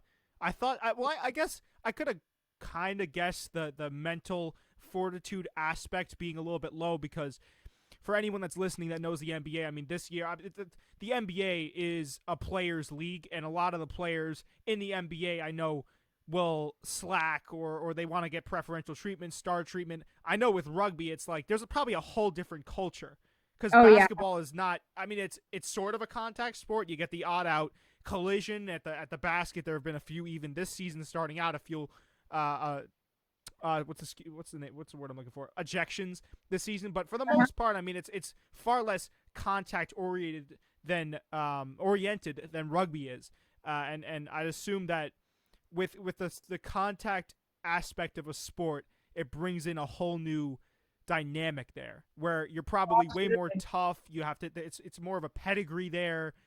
You view your teammates as brothers more so. I mean, I'd imagine it's a whole different thing. So I could definitely see that for sure. Yeah, you're absolutely right. Yeah, definitely. And that's why I like rugby so much. I mean, basketball is a really beautiful sport to watch. Oh yeah. That's why so many people love it. It's just, you're watching it, you're enjoying it. Rugby is not for everyone. It's a little bit tougher and it's hard to watch. I mean, all these bloody people like clashing into each other, but it's also a beautiful game in its own way. So yeah, definitely. So I want to just switch gears to it. So you said you've produced on let's just say a fair few movies, right? And shows. Have there ever been any experiences? And I'm just curious. I just want to know for the sake of knowing. What's like the worst experience you've had? Have there ever been any kind of like sour experiences you've had on set where someone, because you said you constantly had to deal with people that were grumpy or annoyed. Has there ever been a standout experience? Of course, and not just one. I mean, that happens after almost every big production, and we have a saying in the film world, like when everybody starts out being friends, that's just how it happens. We put a crew together, and everybody's a friend. Well, the main thing is we do stay friends at the end, because so many things happen during the shoots that people get upset about each other and things like that. Well, the biggest one for me was I was actually working with a really good friend of mine, and this is a bad idea, by the way. People, do not get your friends involved in big productions, because they feel entitled to kind of use your time in a different way just because you're friends. Right. So yeah, keep business. That would be my advice. And yeah, so I got him involved and did some favors for him and things like that. And very soon it kind of ended up me doing pretty much everything, and him getting involved in another project to make more money and not doing anything for this one, because he kind of hoped that, well, she's got it. And yeah, and we had like some disagreements on set, which is never a good idea. Then his girlfriend got involved, who was also kind of involved in the project, and like, yeah, it was a mess. I mean, it's a big ordeal, but yeah, don't get your friends involved in big productions would be the lesson out of this. Another one was dealing with just A-lister actors. That was, the Val Kilmer, for example, during 5 Days of War. Lots of people were frustrated because he just, there was a lot of demands that I heard Val Kilmer's like that for sure. I've heard that, like him and Jean-Claude Van Damme. They're like, or no, Steven Seagal. Steven Seagal, yeah, because I don't know about Jean-Claude Van Damme. I've never heard anything like he was always a very cocky actor for sure, but he learned his lesson. I'm talking about Jean-Claude Van Damme. He never really stood out for me that bad, but yeah, Steven Seagal is definitely one of the, I don't know if I can say those words like in your, well, Go for it. A-hole. Yeah. Have you worked personally with him, or is it have you heard stories? I've heard stories from people who actually worked with him. like on Wow. set. Yeah, my boyfriend worked with him on set as well. So yeah, And he's just a gigantic dick. kind of. Yeah, they say that I don't want to say anything that I have not experienced in person, but yeah, my boyfriend worked with him, and everyone that ever did never they don't really have anything good to say, which is a rare case. I mean, you take Keanu Reeves, Oh and yeah. it's the complete opposite. Everyone that ever worked with Keanu, they pretty much say that he's the nicest guy on earth. Oh, 100%. So there's, so there's got to be some truth to it. So yeah. Such a sweetheart. I know. I definitely, if I ever get to that point, I definitely want to lock in Keanu for an interview for sure, because I think he's just. Yeah. I mean, he's the type of dude to ride the subway, give his seat up to people. I mean, he's part of some of my favorite movie. I just can't say enough good things about Keanu Reeves. Yeah, and he probably agreed to your podcast too, just because he probably would. Yeah. Yeah. He'd be like, I'll come help this small guy out. I wanted to shift gears real quick because I love talking about podcasting. Yeah. How has the experience of podcasting been for you? And if I know that that number sometimes gets touchy. How has it kind of started off? How is it going now? How do you like the experience? Do you produce your own stuff? I mean, really give me an in-depth look into that world for you, because I know you do a lot of interviews. We were talking about it earlier, and I definitely respect that. You kind of, from what I got from our prior conversation, you try to model your stuff a little bit after like Joe Rogan, right? Yeah, pretty much. So it started for me in the simplest way possible. I believe that no matter what you do, you have to, like, every 7 years, you have to either slightly change your profession or adapt something new. Right. So I'm one of those people that, I really want to get out there and meet interesting people in different fields of work. It doesn't have to be just actors or producers, I know that world really well. So I was like, well, it's time to kind of grow and go out there and find some different people in different fields and, who've done some amazing things in life and things like that. So that's how it started. And I realized that I had lots of connections, which is really the key when you start a podcast, because there's so many podcasts out there. And it's really hard to book people because, all these A-listers, no matter in what field you're talking about, whether it's politics or acting world or whatever it is, they simply don't have time. It's not that they are like, not good people and they don't care. They simply don't have time. So they have to prioritize. And if you're a friend with them already, then, you'll get some good treatment in terms of like, yeah, of course I'll do your podcast, So that was really helpful. Not many people get that. So I have to admit that was a huge kind of deal for me. That's why I decided, okay, I'm going to just go with this. And then after you get like maybe 14, 15 very interesting people, some A-listers from different fields and stuff like that, then it just seems to flow better in terms of, like, my previous guests actually got me some of my next guests in the show. Makes sense. In terms of, like, I had a Air Force general, 4-star Air Force general, probably the best that US ever had. And I don't say that lightly when I say that. And he was like, oh, I've got somebody you need to interview. I was like, sure. Like, who? So yeah, that's how it starts. And and the knowledge you acquire, I mean, it's incredible. It's priceless. I had no idea. Yeah, I interviewed few Navy SEALs and I had no idea what was going on in that world, like, at all. Like, I mean, I'm sure you've heard this elite group of Navy SEALs, like, those are the guys who killed bin Laden and things like that. And quite honestly, I had no idea what was really going on. And then I'm like, okay, this is awesome. These people are so underrated and they like to be underrated. They like to be secretive, but there's a whole new world when you open the door, and it's a very, very interesting world. It's a brotherhood, sort of like rugby. You know what I'm saying, with the Navy SEALs. At least from what I can gather, listening to interviews. Like, I listen to Jocko Willenick's podcast a lot, and he talks about war extensively. Yeah, he's gonna be my next guest in my podcast. I was gonna say, don't tell me you know Jocko Willenick. we were talking before the stream. The amount of people that you has always been, and I won't drop names, but it's always been astounding to me through all of our conversations. But yes, tell him if you get on the set, tell him I said I love his podcast. But yeah. Absolutely. I listen to his stuff a lot, so I kind of, you get a little bit of a. That's what podcasts are, right? You Mhm. get a glimpse into different worlds. That's why it's so. I mean, especially with like interview podcasts. I don't know so much about Mhm. sports podcasts or other such things of those nature, but of that nature, I should say. But yeah, I mean, that's really the beauty of it, and Oh, absolutely. I think if you can get up to that point, like you said, and I think it's cool that you kind of admitted that it's like you had some help out of the gate, Mhm. but I think in reality, even if you have help out of the gate, you're not Mhm. going to get anywhere unless you have a particular set of skills that comes with podcasting. Like from our conversations here, I can tell that you're a natural conversationalist, right? Like you Yeah, didn't, right, Kesha. Like you're pretty good at this, and you're curious, and that's the key. You gotta be curious to do yeah. this thing. Like you have to be. And you can't walk into an interview and be like, oh well, I guess that's the moment when an interview, for anyone listening, that's the moment when an interview podcast will die, when you're just interviewing people to interview them. That's Exactly.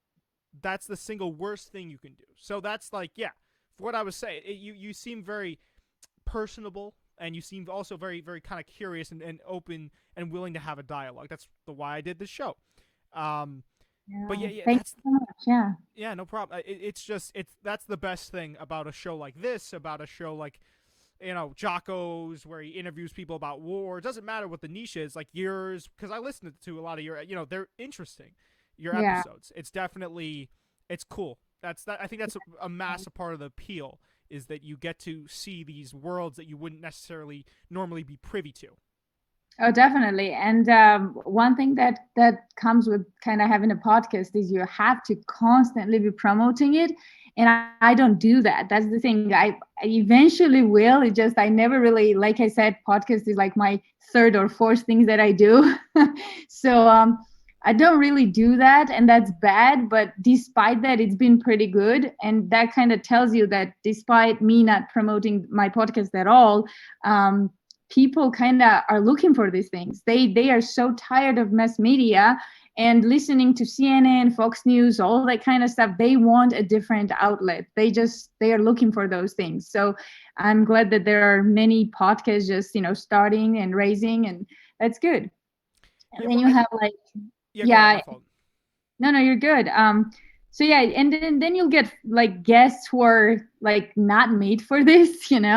I've had few that you have to kind of give them the drive. Like they will answer your questions in the shortest way Oh possible, yeah.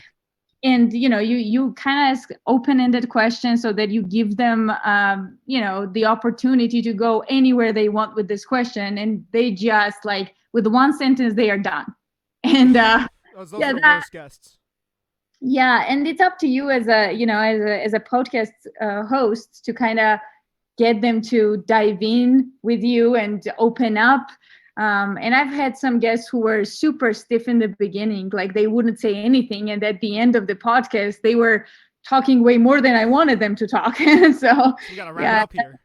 yeah, and it's all about like really listening. Listening is the key. When they understand that you're there to listen, understand, and share, then they kind of open up to you. But if they feel like they're just being used for whatever reason, they don't care. So I think that goes for everything, like everybody. I mean, in Oh every yeah. industry. And that So extends past interview podcasts too. I've seen hmm podcasts where they'll be talking about basketball, and the conversational piece isn't there. That's the single most important part of podcasting, is the conversational piece. Like the guy, I see him in the chat now. He's from the Noise Media. Shout out to him. I know you're watching, man. He does a really good show, and I've been complimentary of him to him about this. Is he runs a sports betting, and I won't go off on too much of a tangent, but he runs a sports betting website called the Noise Media, and he runs a podcast. And you'd think if it was a sports betting show, it might be more just analytics driven or analytics based, but no, he has the conversational piece there. That's what makes it interesting. It's fun. It's cool to listen to.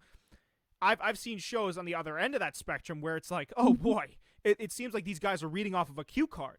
I don't want to listen to this. exactly. Yep, Yeah. exactly. You never know when you find this interesting people. It could be anywhere really in the world. I mean, I did an interview with this doctor who was the first one in the world, get this, first one in entire world who cured the rabies. Do you know what that disease is? Rabies? Yes. Get it from the dog bites or some kind of rat bite or something. And Yeah. it was incurable before this guy. Like, once you got it, you were done. People, there was no solution. Like doctors would tell you, well, say your goodbyes because that's it, right? And it's the worst death you can imagine. I mean, you look like a possessed person when you die. Like things are coming out of your mouth, and it's a rough look. Oh, it's a terrible look. And yeah, so this guy was from, if I'm not mistaken, he's from state Georgia.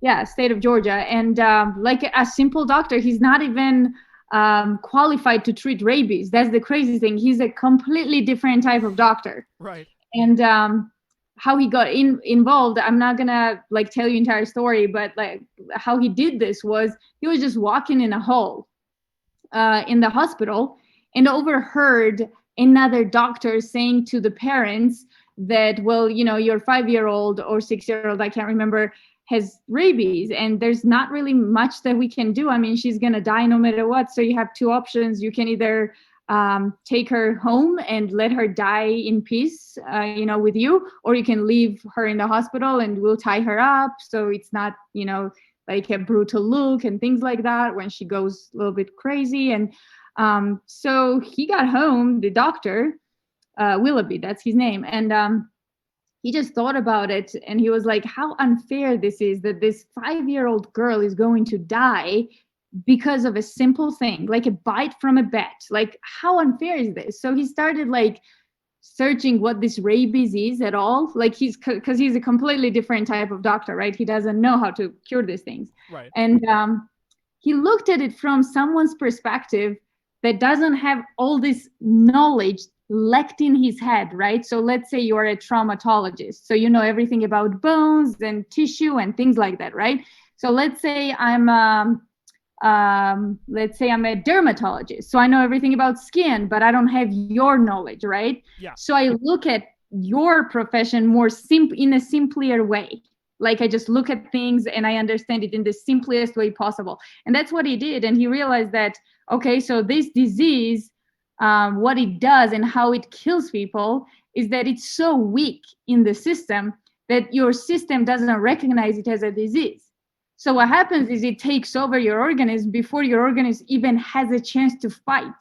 So it's kind of an unfair disease, right? Yeah. So he figured out, if I give the organism the simplest formula, if I give the organism time to fight, it will fight and it will defeat the disease. So what gives you time? Well, coma is one of those things when you are still alive but kind of dead. So he literally put this little girl in a coma to give organism time to fight back. And it's exactly what happened. And when organisms realized that there was something wrong going on, disease didn't have a chance to kind of surprise the body. So body started producing antibodies and fighting back. And she's alive. She's like 16 years old now and healthy and well. And it took, just one extraordinary mind. And that's it. Wow. I think, to your point, the best, I guess, new inventions, like let's just call that an invention for hypothetical sake, right? Yep. The best new, or like an invention or a leap in a certain field, like you could liken it to podcasting. The best steps forward in whatever thing that you're doing, whatever industry, come from a supply and demand or a problem and a solution, right? Like, because the guy, you said, he sees the problem. This 5-year-old girl gets bitten by a bat and is going to meet her untimely death. And he says, well, there's got to be a solution. Like, this is so, like you said, this is so unfair to the girl. Yeah. Let me figure out a solution. And in that, he moved an entire industry. Not even an entire industry, the world. Yeah. You know what I'm saying? Like, that's the beauty of it. And I think that's something that is essential, right? Like, you always got to be looking for solutions to problems. And it sounds simple, but in theory, I mean, it's a little bit more grandiose than that in scale. Absolutely.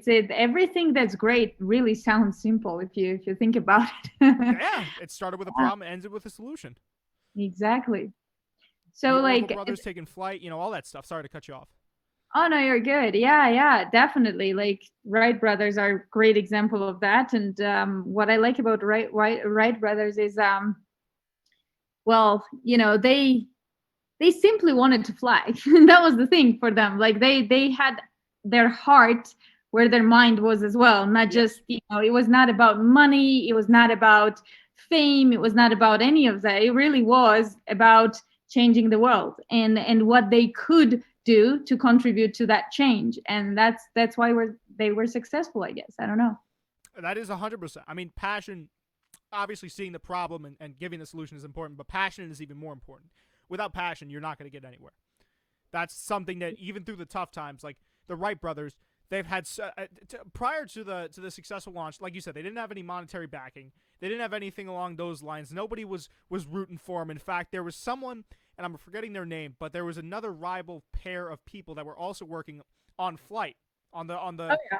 engineering something that could fly, and they actually had more, let's just say, success out of the gate. And the Wright brothers, trial and error through the rain, through the shine, that's the passion is what kept them going. And they Yeah. finally got it. Like, that's so important. There have been many times where it's like, I'll put out a clip, and again, I'm going to liken me doing podcasting to people literally learning how to create flight, but there have been times where I'd put out a clip and it would only get like 2 views, and it's like, oh boy, is this even, you start to question things. Is it even worth it? Should I even be doing this? Da-da-da-da-da, this, that, the third. When in reality, you got to gear your mind towards being like, hey, I can innovate. Hey, I Yeah. can grow. Like you act, you produce, you do a podcast, you have an online store. You know what I'm saying? That's something I clocked when I was doing research for the interview. So you're doing a lot of different stuff. It's all about having the passion, I guess, to create in your situation, right? Because producing, acting, doing podcast, that's all creative stuff. Absolutely. I always said, like, I'm not the type that can do one job all their lives, and kudos to people who can. I always wanted to be that person because that's like, to me, that would be easy, to just have your goal, like, okay, this is what I want to do and stick with it. With me, I have to do multiple things. I cannot just be okay with just one thing in my life. And that is a big headache because it like you said, you get depressed sometimes because time management is a big thing. Like, Yeah. when you take on like 4 or 5 different things, then you have to see them through, or why are you doing it, right? So yeah, it gets sometimes really hectic schedule wise. And there are times when, let's say, I haven't spoken to my mom for like I can't, like, probably like 3 weeks in straight. And that's not like how my family operates, but we haven't had a conversation in a very long time. And that's not good. But if you learn how to take rests in between, and you learn how to properly manage your time, that really anything is possible. As for the podcast, when I started out, despite the guests that I was having, I completely agree with you. There are sometimes people are just not connecting with it, right? And you just gotta keep going, keep moving. And I had people in my, like, surroundings, like friends and stuff, who were huge motivators. They were like, you already have something that most people don't have, like, just keep doing it. And yeah, so that's important. Like, that's important, the consistency and the will. And eventually, I have a good story for you. I'm not gonna go into history much, but in every war, the winning side is always the one That that writes the history. yeah, exactly, and puts a little bit more energy, strength, and mindset into it. So there was this general in ancient, if I'm not mistaken, he was an ancient Greek general that told his army, despite the odds they had really, really bad odds. They were against a much bigger army, much stronger one. And he knew that, most likely they were going to lose. So he told his army, listen, when time comes that you want to give up, and you know that this is a done deal, that we lost, I'm going to sound the horn, like for all of you to hear. And I want you to do one thing. Just do one thing for me. When we are at that moment and you hear that horn, just give every little thing you have in your body like one more effort to win this thing. That's all you need. Just give it all in that moment, and then if we lose, we lose. And when the time came, he recognized that his army was just like exhausted and they were losing the battle as predicted. So he sounded the horn, and surprise, these guys who had that in their minds that no matter what happens, I gotta give one more like bits of energy to this. Whatever I have in me, I gotta give it to it, right? And guess what? They won the war. Well, yeah, Like, I mean, literally. that rings true with everything. When you feel like the gas tank is almost empty, that's when you push the hardest. You know what I'm saying? When you feel like there's not enough road left, or you feel like it might be, again, the end of the pathway, that's when you push the hardest. That's actually an indication that you should keep going. With anything, really. Yeah, and people who are listening might say like, oh, it's so easier, when you're saying it, and it's easier said than done. Well, it is easier said than done, but the thing is, no one in the world can do that for you. So you have both choices. You can give up and just become an ordinary person that does ordinary things, which is nothing.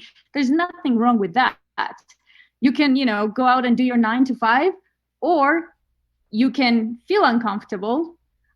Sometimes it will hurt too. Depends, sometimes you'll get into depression, whatever, but you'll still continue with your goal. And I bet you that goal will pay off at the end. It will. Oh yeah. It's all about longevity. It's a what is it? What's the term? What's the expression I'm thinking of? It's a marathon, not a race, or a sprint. Marathon, not a sprint, Yeah, not a sprint, exactly. So yeah, I completely agree with you. So real quick, because do you have to? You said you had about an hour here, right? Yep, pretty much. So I really want to, real quick before we end off here, I wanted to kind of pick your mind about, because you were a model, correct, as well as an actress. What I imagine those two are kind of similar in terms of the industry and the way you're viewed. I've had friends, not to brag, who are models, and they've told me horror stories about them having to thin down, them being like having people patrol what they can even eat, which is wild to me. So can you speak to that? What's the industry like? I'm sure a lot of people would want to know here. Like, is there? You could be our Jocko Willnick for the actors and the model. Is there? What's it like? I'm curious.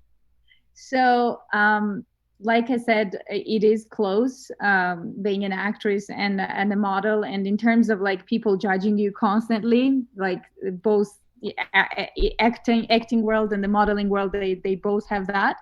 But as like when I don't do runway anymore, and there's a reason why. So number one, I was constantly hungry. You cannot be in any other way. Like when you are 18-year-old and you do all these different activities, you gotta consume some calories, Right.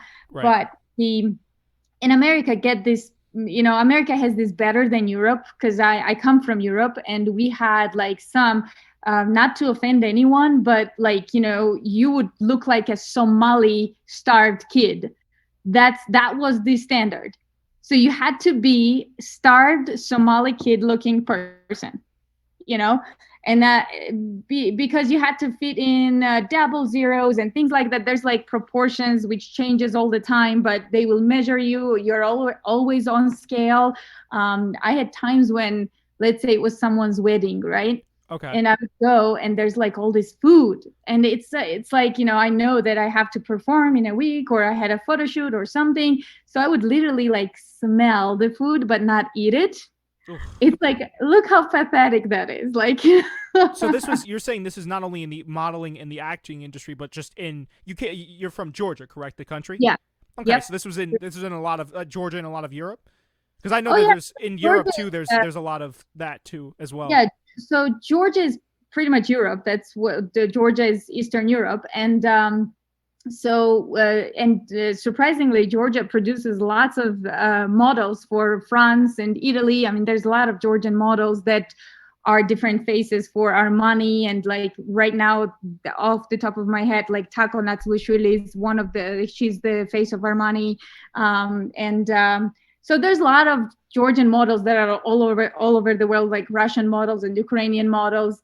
But standards are like pretty similar everywhere, just like in Georgia to France, Italy, like, in terms of like being skinny and in shape. The only difference I would say exists between European modeling industry and American modeling industry is that Americans are more flexible in terms of your weight and how you look.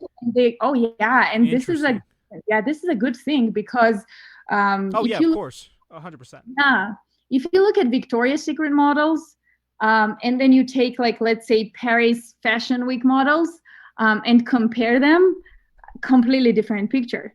I mean, Victoria's Secret models have some bone to them, and like, they are not your thin, like, Somali starved. Like, some of them have abs, some of them have good big thighs, and it's just generally in American industry, they are no longer, they used to, but no longer are looking for completely, like, kind of anorexically skinny girls. And I think that Europe is catching up on that a little bit. That's true. There's been the movement there, with the plus size models, which is a good thing.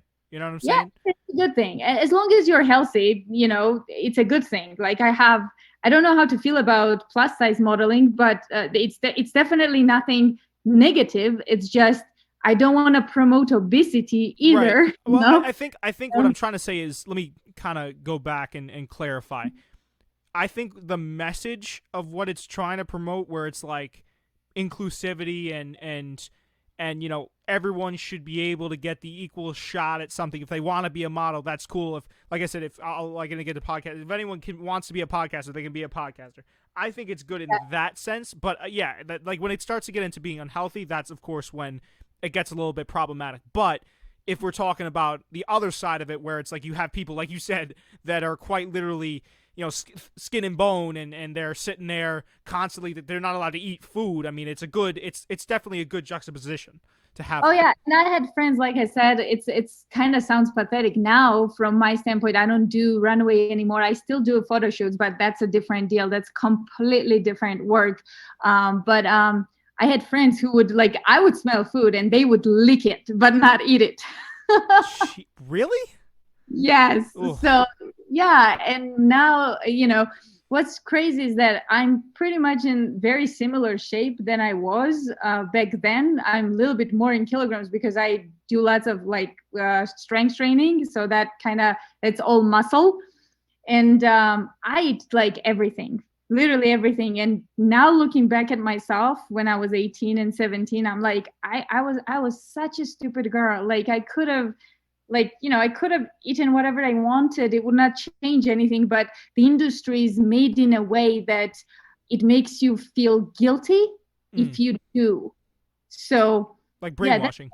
That's exactly. Brainwashing is a great word for it. Like, and when we would get to the table, let's say all the girls, or we would travel a lot too, let's say from one city to another for runway,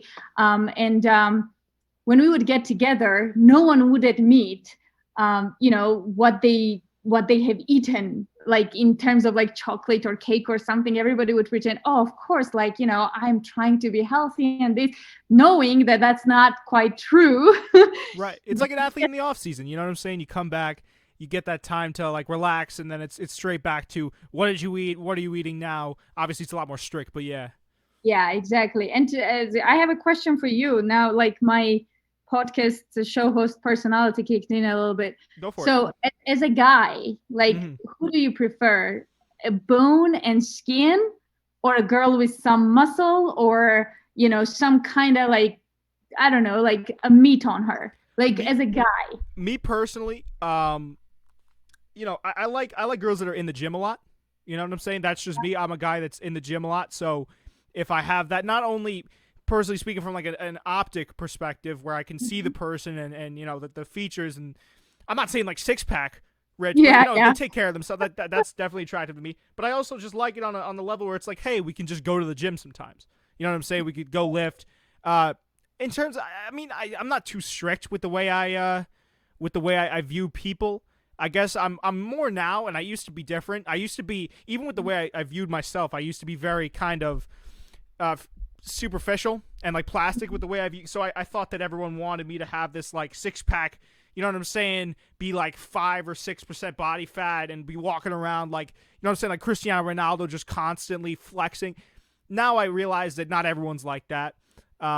So, but I do like when a girl's like in the gym, but I guess that would be my, if I had a point to that, that would be my ideal type. But again, I look more for personality and like having conversation now. You know what I'm saying? Because I can't stand when I'm talking with people, and I'm sure everyone in the chat knows what I'm talking about right now. A person that cannot hold up their end of the conversation is the single most just it's like such a turnoff. Oh yeah. It makes you just like, oh my god, like you're saying, oh, you know, this, that, the third, and they're hitting you like it goes back to what we were talking about with interviews, when you would be like, you'd ask someone a question, and then it's like, no, totally. It's like, what am I supposed to do with that? So that's mostly my type. But if I had to say, I'd probably say gym person. I can't. Girls that are skin and bones, I feel like it's like, are you taking care of yourself? That's my first thought. It's like, you get some food in you. You know what I'm saying? It's good to enjoy yourself. Yeah, exactly. And it's just the question of like, do you look healthy? And yes, there's like, what people don't understand is, and this is a really bad culture that we are living in right now, is that everything that, like modeling wise, right? Everything that gets put out in there as a ready product, I can tell you that every time I've done a photo shoot or like a professional photo shoot for the company or something, there is ton of makeup on me, like ton, not only on the face, but they you know, like work your body in terms of like, they put like some kind of tone or a toner or something. I mean, every model knows this, you know. And then afterwards they take pictures, they do all that, and they go through Photoshop. Yep. Like they Photoshop all the, like, let's say some stuff that they don't want in the picture, or you had a leg, like a shadow in a weird way hitting your leg or something. This is like a ready product that looks so glamorous and all that. And most younger girls and boys too. I mean, boys are very sensitive about these things that I don't think people are talking about this enough. Like, it's all about, oh, girls and their feelings. But the truth is, a lot of, you know, guys are struggling with their self-esteem too. Oh yeah. And and you see this like 6-pack dudes with the big biceps and things. Like, number one, they're roided up for sure. Like, I don't mean to cut you off there, but I'm guaranteeing in the chat right now, and I'm sure you're going to say this too, every guy that you see, actually, let me know if I'm correct about this, because I have a theory. I have a conspiracy theory about this. Every single guy that you see out there that's like biceps the size of quads and has like a 12-pack on top of their 12-pack, I guarantee they're pumping roids, and they're not actually natural. Yeah, the big ones, they do. So a friend of mine is a bodybuilder, and I don't know about steroids, about personally him, but I mean, the supplements he takes, it's incredible. I would die if I took that much. And I know, like, he's very honest about it too. I mean, you know, he like did he's a champion of few times, European champion and things like that. And once you get there, then, you know, you have this desire at first to get there. So you're like putting all these supplements in you, and you get to that stage, and then you win the competition. And then it's the question of staying there, because anyone else that can come in and beat that and take that title off of you, you know, it feels terrible. So it's kind of a like downward spiral from there, because, you know, and you have to constantly be in shape, and it's never enough. Yeah, it's never enough. Exactly. And the like, I already told you about the girls, but speaking of guys, right? I mean, all the photo shoots he does, he's got ton of toners on his body, and then all these muscles are also brought up in the photo shoot. So no, people, this is not real. This is just for, you know, posters and coming from this world, I know that it is. I know what gets worked on. Sometimes models, sometimes actors, us sit right next to the person who does the Photoshop so that we can direct, like, oh, I don't like my hair in this. Let's take a different picture. That happens a lot. I worked with a photographer so many times and chose my own pictures and said like, hey, so I don't actually like this. So can you do a different one? Can we change this? Can we change that? So that's a lot of work. And people think that you just go up there looking glamorous and that's how you are all your, good days and bad days. That's not true. Neither is that for boys or girls. It's not true at all. Respect to speaking to that. You know what I'm saying? Because not a lot of people would, I don't think.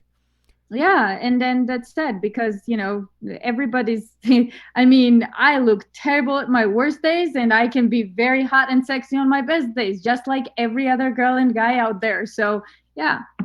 Yeah, no, 100%. 100%. But like I said, I got a lot of respect for you for speaking to that. And I think if more people like you came out that were staples of the industry, I say staples and probably, can I call you a veteran of the industry? Is that a good word for it? Veteran? Yeah. Veteran, I don't know are you retired? Are you still doing it? Modeling, only photo shoots. I'm 29 actually right now, so I could still do runway if I wanted to. I just don't want to be in that mindset or even shape to do my runway. It's a lot of maintenance, and honestly, at this point, I don't care enough. Right. Yeah, fair enough. Yeah, and then there are some girls that it can be addictive. Like in terms of like, you watch a lot of girls who make it huge, like Adriana Lima, for example, right? And when you get to 30s, like industry is slowly kind of phasing you out, 30, 33. And I think she's around there now. But despite you being even beautiful, skinny, all that, I mean, you still got it. It's just, it's just the industry is like, younger. So you need to know where to stop. And I feel like when you're doing runway modeling, when you hit like your 30s or early 30s or kind of mid 30s, that's when you need to transition to something else. And at that point, you already have enough money and enough financing that you can do that transition pretty easily. So yeah. Right. Well, I wish you all the best. I don't know, what time did you have to skate on out of here? Because I'm definitely down to prime more. I just don't know what your time frame's looking like. Yeah, I'm probably, let me see my real quick. Also, no, go ahead, my fault. I do have another 10 to 15 minutes and then I really have to jet. Okay, well, then we could do one last, I'll get one last question in there and then you could plug anything you want to plug. Because this is, I'm not gonna lie to you guys. This entire interview has just been, off the dome. I didn't bring any prepared. I wanted to see what I could do. This entire show has just been, seeing what I can do without a script. And not to say that I script my other podcast, but in a live setting.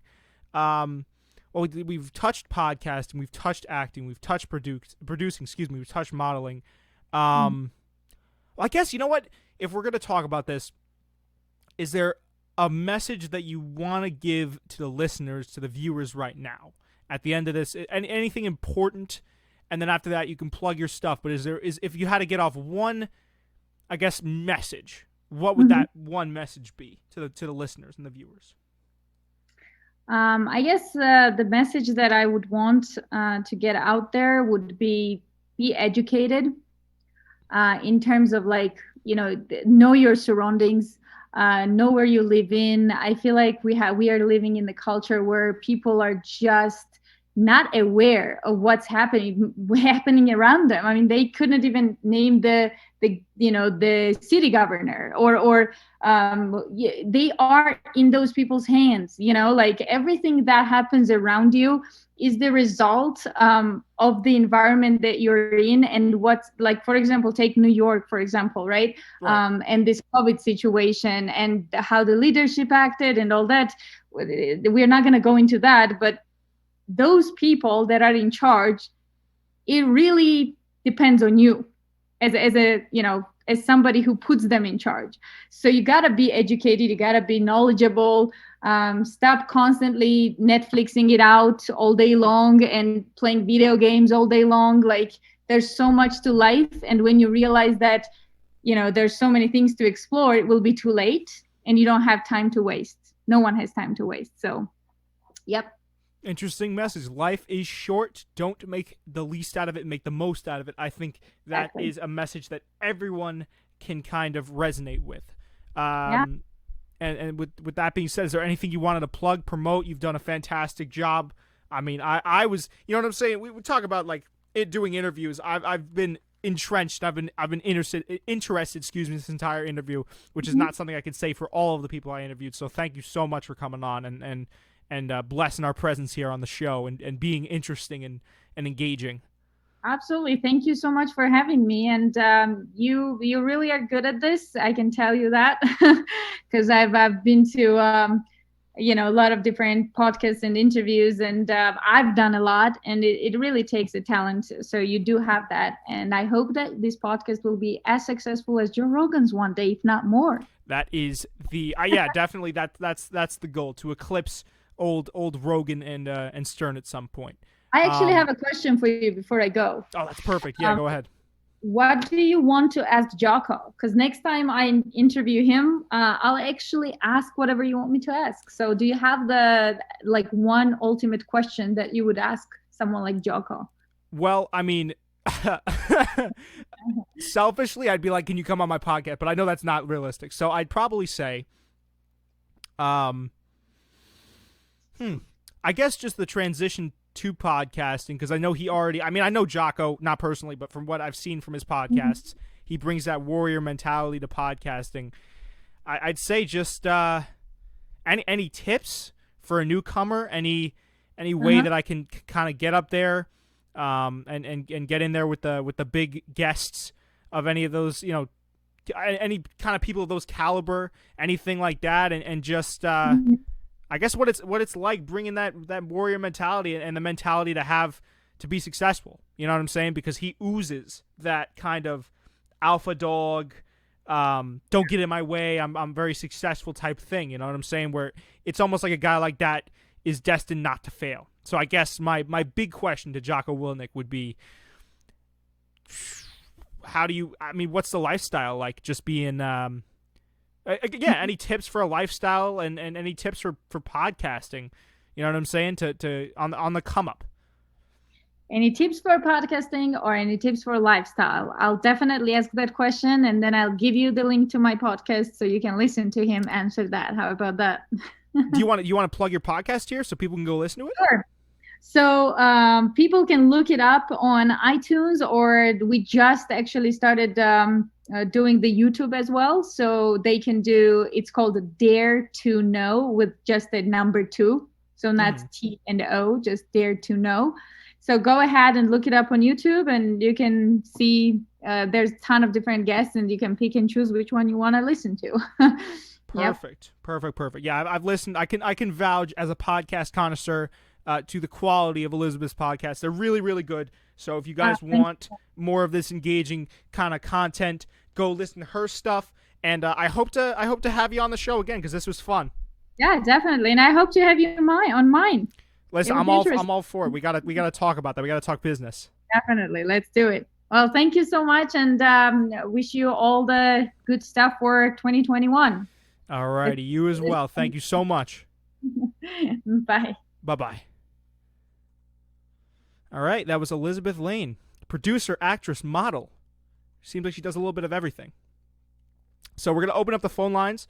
You can do the call-in number right there. Call me on my personal cell. Actually, that's not my personal cell. What am I talking about? Why would I give my personal cell away? It is an offshore number that I have purchased. I'm really trying to get myself out of here on Twitch. That's crazy. I'm trying to get myself out of the way. But yeah, guys, call in on that number right down there. And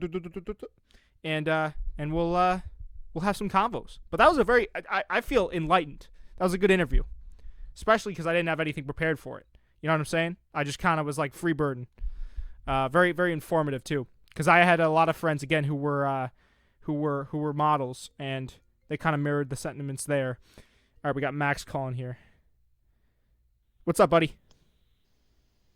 There he is again. Oh, there he goes. This is not Max Gilson. This is the other Max. Jake Cooperman. All right. Dude, you smacked that around, bro. It was a good interview. That's a great interview, Jake. You should be very proud of yourself, man. I appreciate Very proud of yourself. I wanted to congratulate you on air, my man. On air, of course he does. I watched it all the way through, Jake. As a cheerleader of the podcast. Cheerleader of Jake Cooperman, ladies and gentlemen. They call him the king of the couch for a reason. Who calls me that? There he is. Who calls me? Nobody calls me that. There he is. That's all I gotta say, man. That's all I gotta say, bro. Right. Dude, big wins, big W's, Jake. Max, do you know who Jocko Willness is? I don't.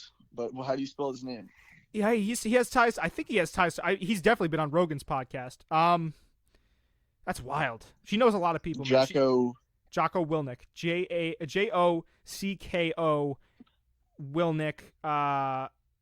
It's like Willie Nick.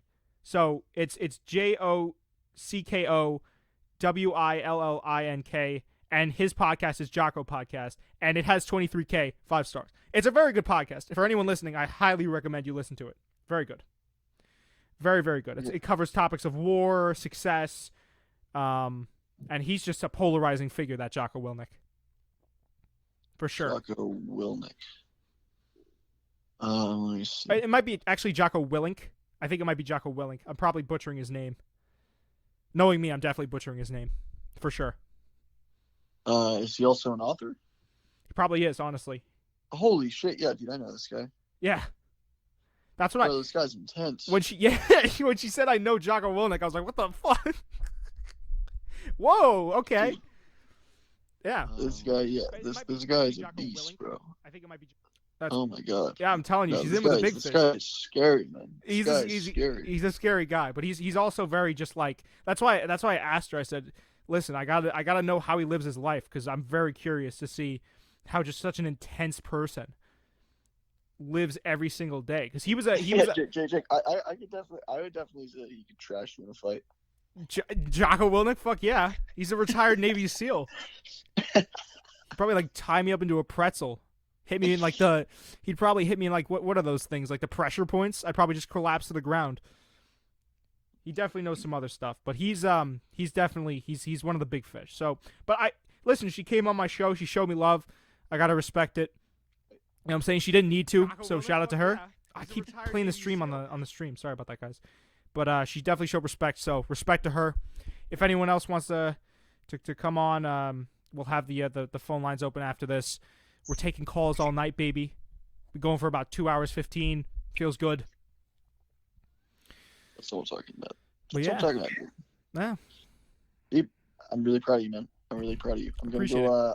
I'm gonna see if the young Beto actually right like to throw himself onto your podcast. I'm gonna text him right now. Okay. Yeah. Well, like I said, it's open to anyone, because I know there are a lot of people actually in the room right now. Well, not too many people, but a couple people I definitely don't know. So if anyone wants to call in, talk, give me their takes, talk about just really anything, feel free. We got me know. Yeah, go ahead. Sorry. Whoa. What were you about to say there, Jake? I said we got the Real Quarantine Radio going on right now. That was Tory Lane's domain before he shot Meg Thee Stallion, and then now it's that's in poor taste. That was a joke in poor taste. I shouldn't have made. That was horrible. I mean, well, that's a topic for another time. But that was definitely in poor taste on my part. But yeah, I appreciate it, man. I think that interview went well. All right, you should be receiving. I agree with you, Jake. You absolutely killed it. One sec, Max. The other Max. Max, you could call in real quick after. Yeah. I think Fredo the Don might be coming on shortly. Oh, you're clogging up the phone line, Max. I can only take one person at a time. It just Well, sends. if he's calling, is he calling right now? It sends him straight to voicemail, though. That's the thing. I have a phone line set up, so it just sends because you're on the phone right now. It sends the other person straight to voicemail. Okay, so I'll hang up, Jake.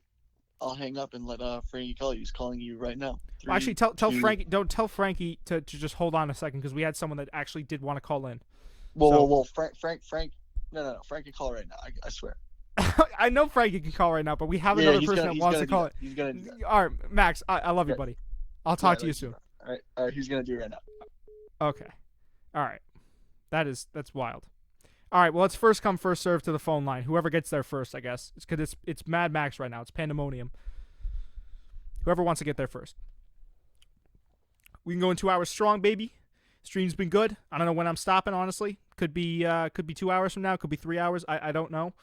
I know that usually, Twitch streams are very, there's very long form, even longer than podcasts. So, oh, here we go. Max Gilson from the Noise Media. Max Gilson. There he goes. From the Noise Media. What's going on, buddy? Max Gilson. There he goes. From the Noise Media. Hello? Hello? Yep. Hi. What's going on, buddy? What's going on, Jacob? How's it going tonight? Good. I propped up your stuff the best I could. Like I said, I wouldn't do it all, obviously, if I didn't feel like your stuff was worth promoting. But much appreciated. yeah, no problem. How you doing? What'd you do for New Year's? You want the PC answer, or you want the real answer? Come on, man. It's a live to tape podcast. We got to get the non-PC answer. There's a little bit of underground this, little underground that, a little bit of safety and quarantining as well. So the whole shebang. Okay, you gave the sort of non-PC but also like media trained answer right there. I feel like. Yeah, just know that all fun was partaken in good spirit and good health, and in compliance with CDC guidelines. With PC guidelines. Oh, that's good to hear, man. I literally, like I said, I was talking about it earlier. I literally just went to sleep at 8 p.m.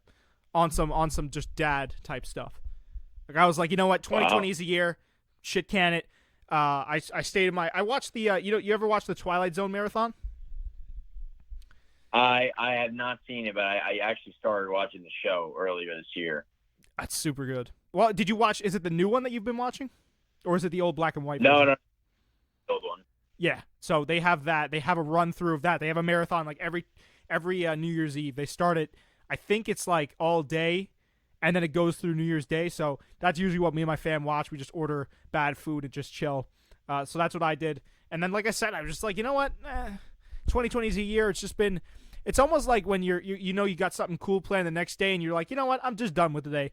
That was me for the year. You know what I'm saying? And 2021 was the cool thing I had planned for the next day. Just take myself out early, man. Hey, listen, no shame in that. There wasn't a lot this year that was worth staying up for, right? That's what I'm saying, man. That's what I'm saying. How was 2020 for you? I mean, listen, we could talk about this because as I'll hammer home to the people listening, the Noise Media, this is the man that runs it. Very smart fella. How was that for you? Because I know we had talked previously a bunch of times, and you said that you had moved into a new studio and you had some production changes. I saw the new logo recently, by the way, sick logo. Hey. What was there any difficulty? I'm sure there was difficulty there, but can you speak to that? Because like that must have been hard with COVID and everything. Yeah, I mean, honestly, I think from the very beginning, like just us being the age that we are, pretty similar, like standing and everything like that. It's been a difficult time in 2020 because pandemic and because everybody's lives have been uprooted. Me personally, like my parents lost their jobs. I had a hard time getting work, so like that stuff certainly like it happens, and some people are better prepared for it. So you can only be thankful for that. But right, I just feel.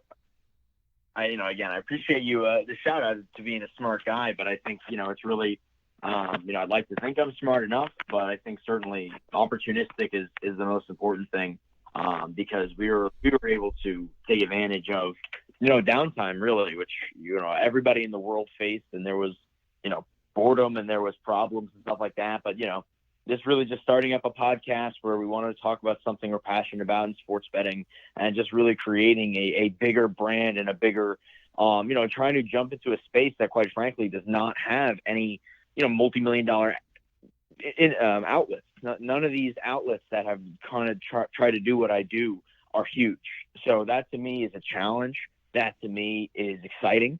And I feel like the downtime of 2020 really allowed me to try a lot of different things, a lot of, there's a lot of stuff with a learning curve and, you don't really know about, but really all we had from March to maybe June or July was time. Yeah. So I thought, it was a good time to use that. And yeah, it definitely has been difficult just because of, there's burnout and there's, everything that everybody's been facing. But like I said before, it's really about being opportunistic. And we're going into 2021. We're really looking to just keep growing. And, as the world opens up and as the sports betting, eye of the country really, comes out of the shadows and really, we move away from local bookies and we move more towards, regulated and safe betting experiences for everybody. The Noise Media, we're hoping to be a household brand. Well, I think you guys. I mean, you got the, like I've always said, you guys got the branding. You guys have got the synergy on mic. You guys, like you said, you filled that niche where a lot of, and we talked. Go listen to my interview, by the way, that I did with Max.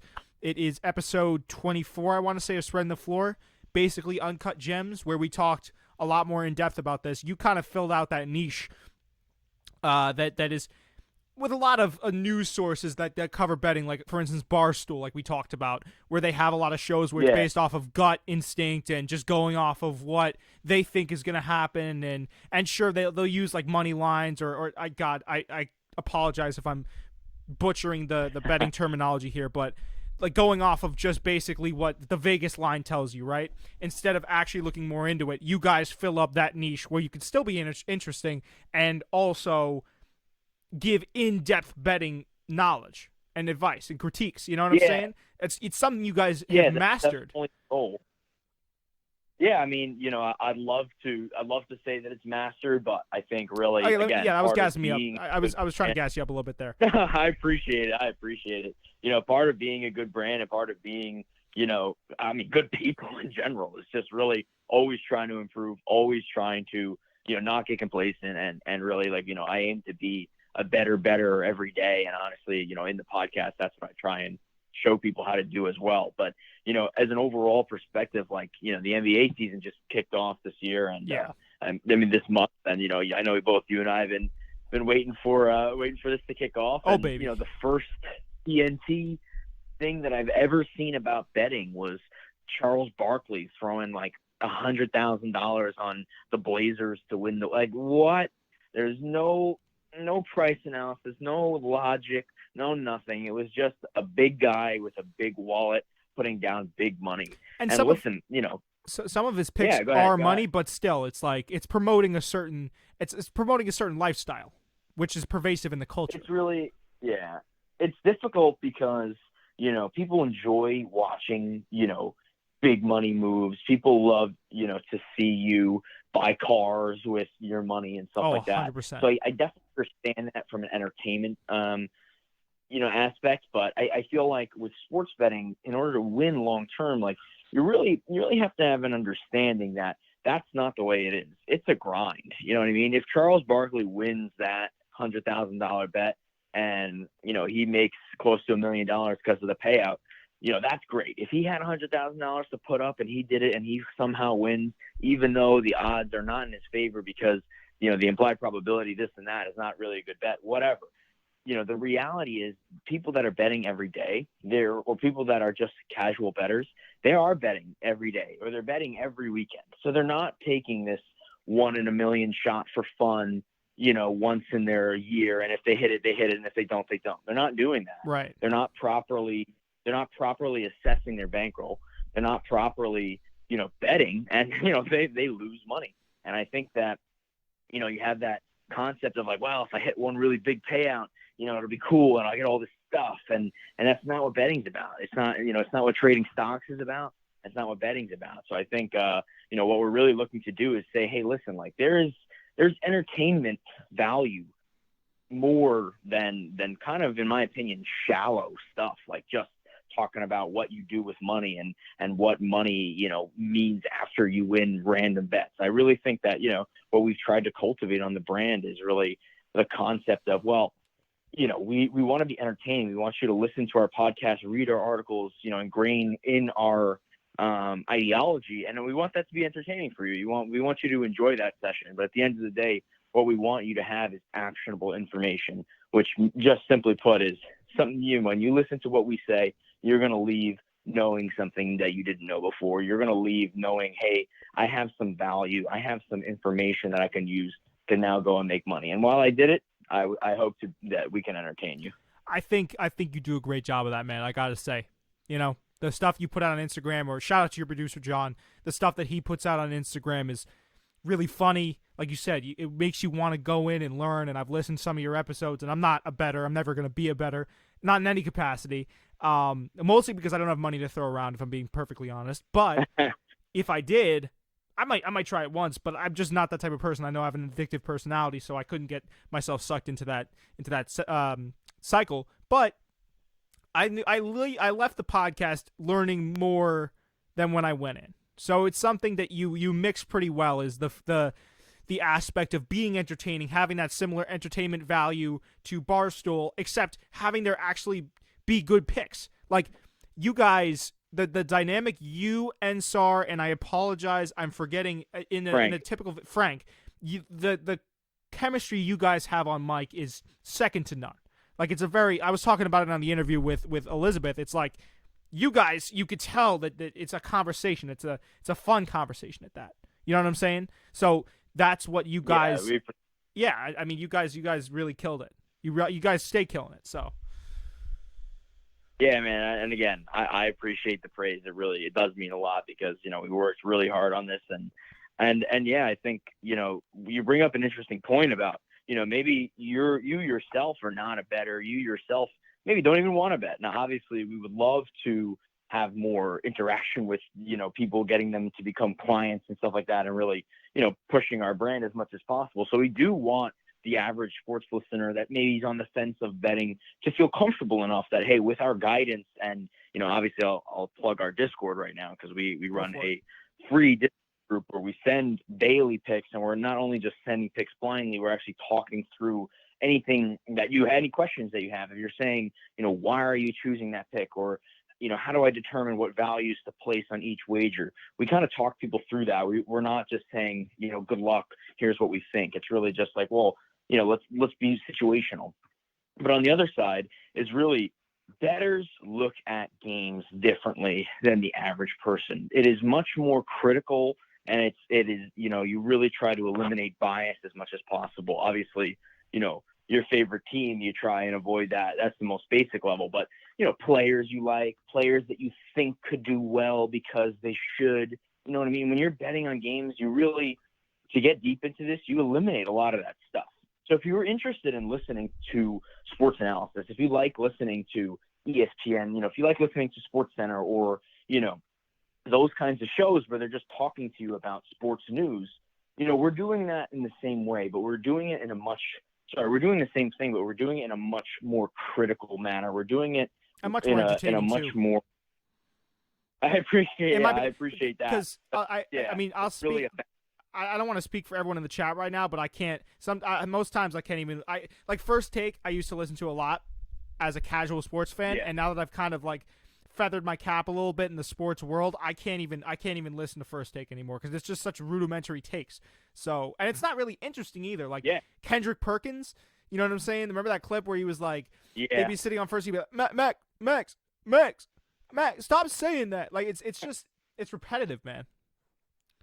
It really is. And also, it goes even deeper into, commentators on games. When you're listening to games, obviously there's great ones like Al Michaels and Mike Breen, Brent Musburger, something like that. Yeah, Mike Breen, of course. But there's other announcers, especially in football. They're not telling you important stuff. Like, a lot of what you know about sports is shaped by these guys. So their role is really, really important. So when you actually see things in a football game that are, objectively wrong, but they shape it to be like, this is a opinion that the coach made, or this is an interesting move. No. There's a probability assigned to that. And sometimes it's 90-10. Sometimes it's really bad. So these announcers are really not saying that kind of stuff. There's, a bowl game today where the team is down, and there's under 3 minutes left in the game. It's 4th and I think 2, and they decide to punt it. Where you go for it. It's how you play the game of football. That's how you're going to win that game. It gives you the best opportunity to win the game. And you might get some confirmation bias because that team ended up winning that game, I believe. And nobody's going to talk about the fact that they made a mistake in that situation because, like I said, it might be a 90-10 situation where, 10% of the time it's going to work out. And because it worked out, you're going to go on thinking that that's okay to do in the future. And what's going to happen is you're going to lose the next 9 times, by that same metric. So what we try to do is really have that critical eye to say, okay, what are people not telling you about this game? What are people not telling you about more than just, what shoes the players are wearing on their, on the field? Really just like from the understanding the game and how to enjoy it from a much different perspective. Of course. And that's something, I mean, you're clearly, I'm sure everyone in here can tell that you have a very good, not only vocabulary, but you've thought about this, right? Like you have a fleshed out system. I think you're going to do fantastically just because you've gone in, like I said, you have a plan and you're attacking the niche. So I think you guys will do great. I'm happy that I'm one of the early adopters of the podcast. You know what I'm saying? Thank you. I was telling you on the phone the other day, I don't listen to many podcasts that are coming up if I don't want to listen to them. You know what I'm saying? Because I got ADD. So I can't really concentrate to anything that doesn't hold my attention. You guys definitely got something there, man. So keep it up. Yeah, we appreciate it. I think, again, appreciate you giving us an opportunity to talk more about it because that's the best thing we can do right now is really just keep talking about it and tell people what we're doing and why what we're doing is a little bit different than what they're used to. And we hope to be engaging and warm and welcoming when we do that.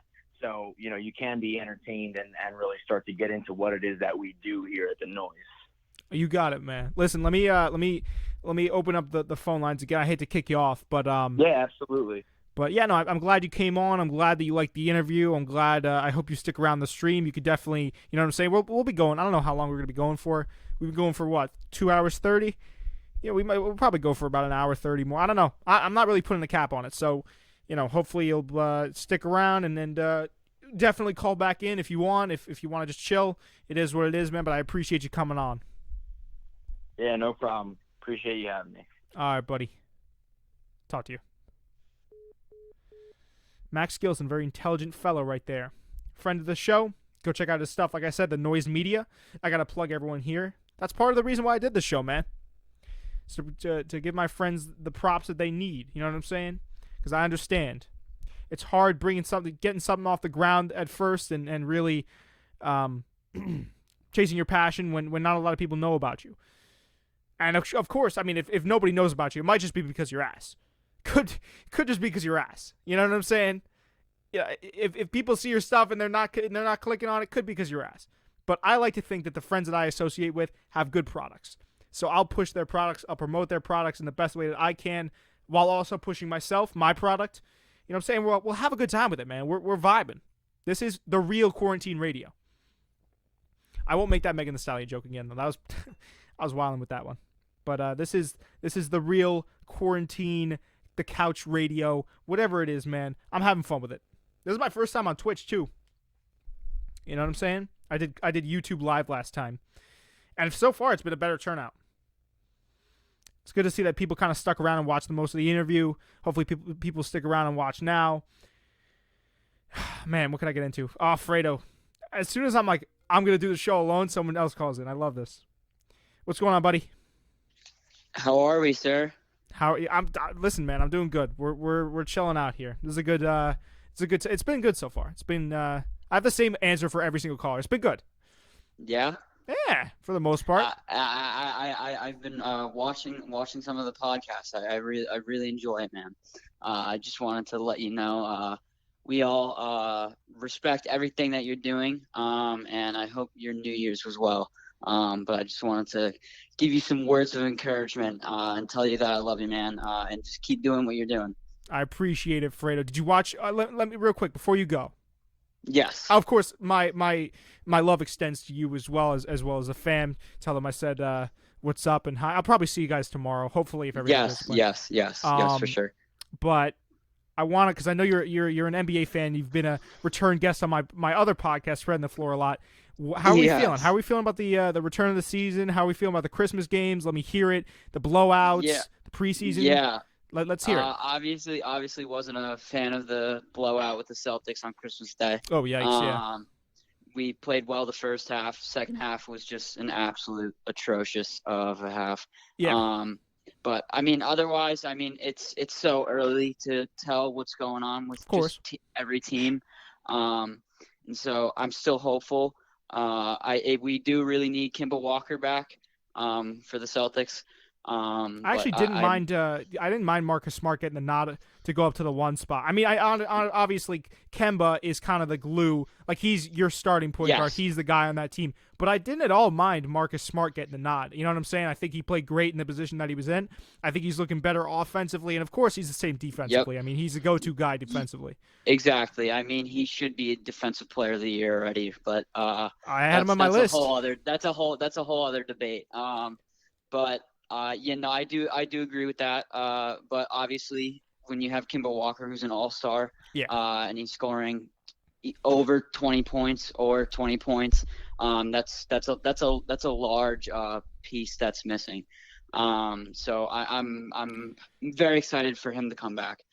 But with Tristan Thompson, though, I really like the addition with him. Yeah, I like that starting five, man. I like that starting five. And I thought, like you said, they played great in the first half for a team that was missing their leader again in Kemba, a guy that contributes greatly to that team. And let's not forget, a team that was also missing Gordon Hayward that went over to the Hornets. I think they played great against a team like the Nets that everyone's looking at to dethrone, to be on top of the rest in the East.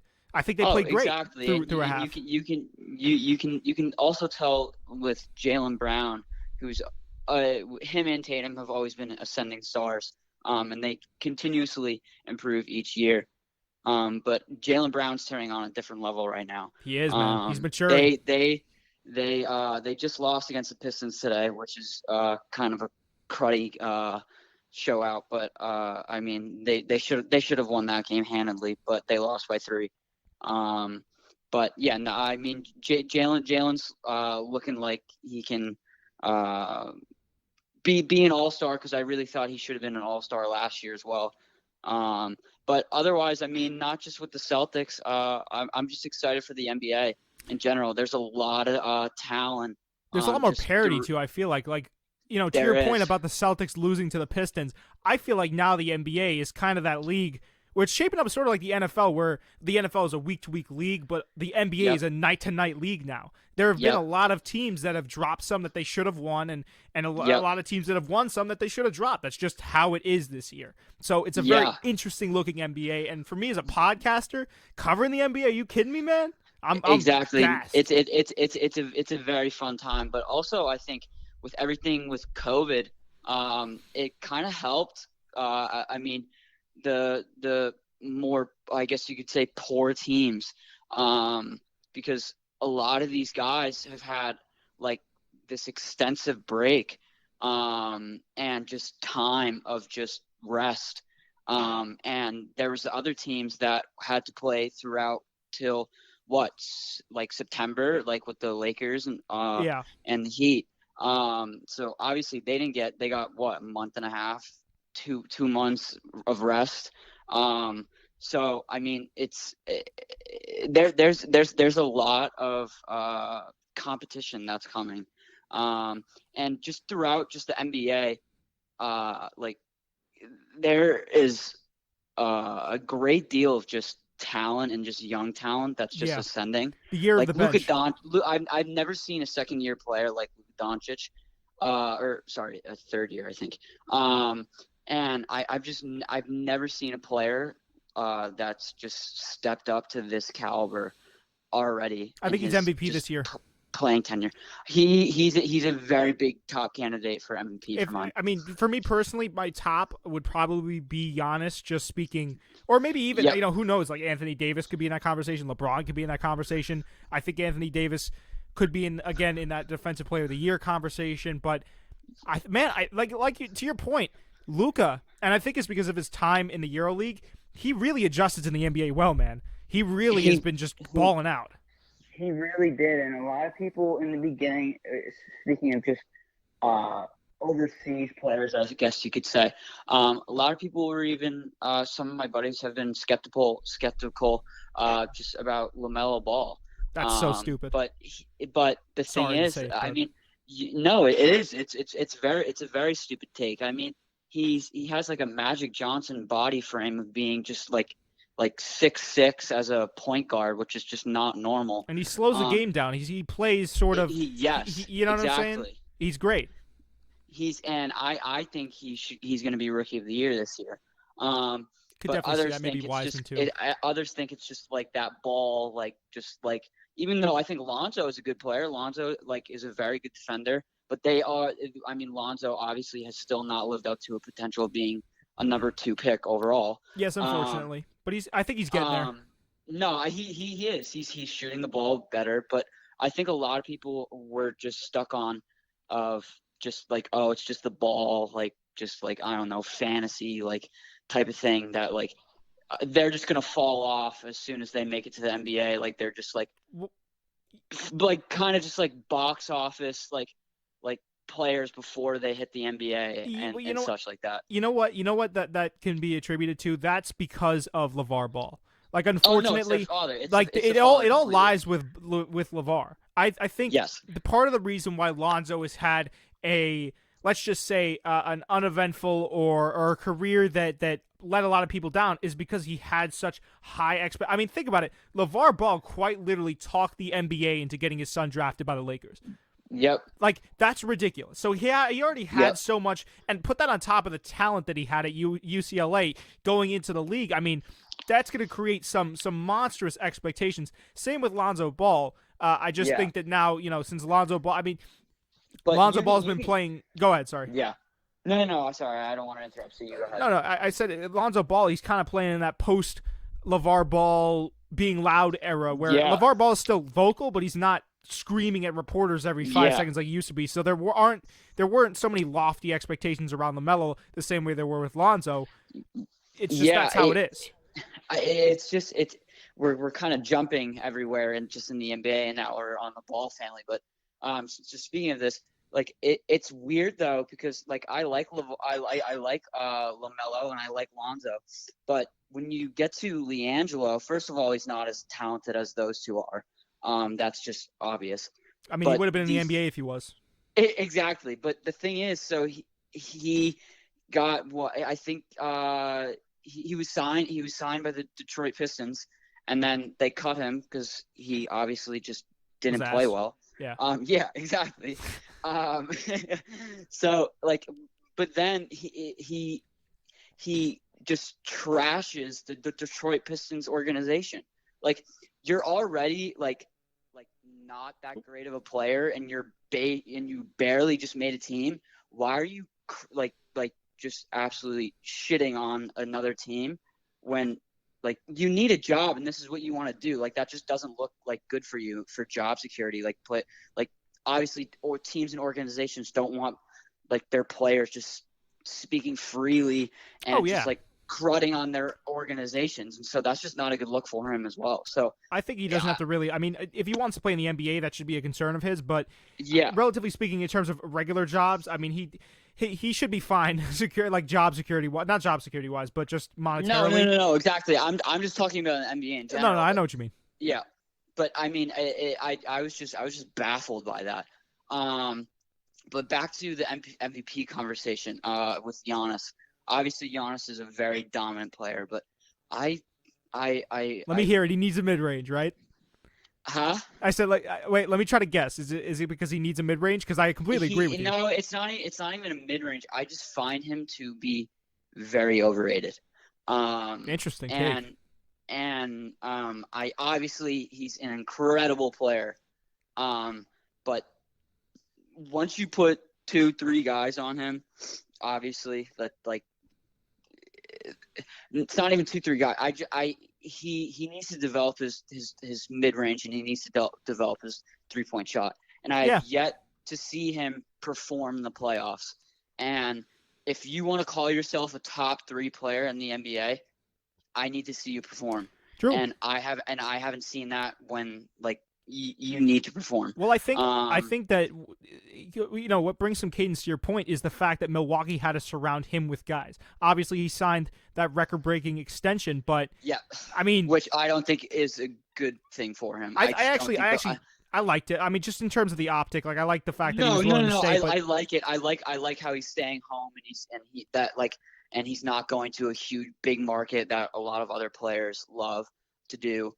And I respected his decision, but from my take, I just don't. For obviously there's so many other factors of just staying. But if he's looking to win a championship, obviously he is. I don't think the Bucks is the place to be.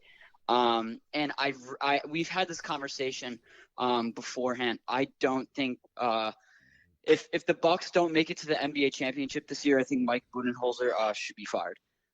So very interesting take. Couple of hot ones coming in from Fredo.